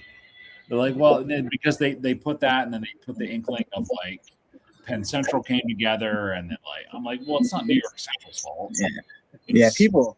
Yeah, the PRR was in just as bad a shape as Penn Central was, because absolutely they refused to adapt. And I will say this: if the PRR, the Jersey Devil, is not a myth, Moose, all right, it is legit. What is a myth is, yes, there's no Central Jersey, but I mean, if the PRR, they just couldn't get away from the steam. No. They couldn't get away from the overhead. It's just like they were so cutting edge when it came to electrifying the lines, and then it never went beyond that. Well, like you had your GG1s, right, and all that stuff, but it's like, where did it go from there? It just died. Yeah. Because then the Central came in and Conrail came in. They had some GG1. They had a GG1, and it's like, that was it. It was gone. GG1 was an amazing engine, huh? Holy crap! They make those in N scale, and it's just like, right here. Jesus Christ! 2 feet long. The pantographs come up. They spark. They do all sorts of stuff. So yeah, Stacy's uncle had a great story. He used to work in the path, and they had a snowstorm. They had a GG1 get stuck in the snow. Like they had to really get it unstuck. Oh, wow. They were out there, digging. It got stuck in the snow. Slowed down for a bridge crossing, and like that was the end of it. Yeah, because if you know that area in New Jersey, a lot of bridges, and they had to slow down. Yeah, but so Stroudsburg, man, there was a guy who had an N scale module at the N scale weekend down in South Jersey, and he'd scratch built Strasburg. And when I mean scratch built Strasburg, all of the buildings on site, and the Railroad Museum across the street behind it. Yeah, there's guys that's like, they go crazy over it, and I understand it, and I respect it. I mean, I have some Strasburg stuff. I have Strasburg 89, but it's cool because, again, it's like something that's in this area. But I'm not a crazy fanatic about it, but I appreciate it. And there are guys that are really serious about it. Really serious. I was shocked. I mean, more because I mean, it's cool, it's a thing, but I don't feel like it's. I mean, well, to me anyway, it's not like something I could obsess modeling over. Like if you go to there, I think is it in Allentown? They have like a whole, like when they do the Allentown show, they have like Strasburg, like all the, like you were saying, all the buildings and everything. It's legit. So Allentown show's on my list. I had no idea it was such a thing. It is. It's a good show. It's a good show. Yeah, and it's like a day and back. Have you been to Amherst? I've never been to Amherst. I'd love to go. Dude, you gotta go. Yeah, you and I need to talk after all this stuff, and you gotta go. After we're done with this, we'll put a band together. But it's I love it. But yeah, Amherst is a must do. That's cool. That's awesome. So I think on that note, I think we're gonna end for tonight, if that's cool with you, man. Dude, we're 3 hours in. Anytime.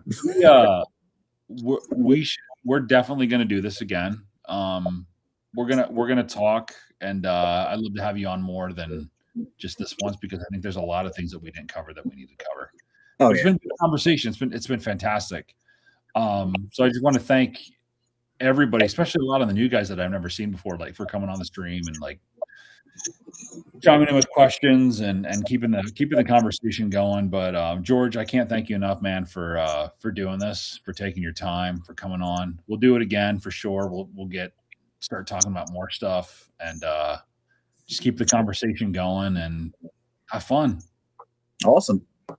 All right, boys. So thanks again for coming on tonight, and we're going to end it tonight. It's about quarter 20 after 10, and we'll see you guys next week. And George, you and I will talk, and we'll set up another one, brother. Cool, man. All right, guys. Enjoy your night, and we'll talk to you soon. See you later.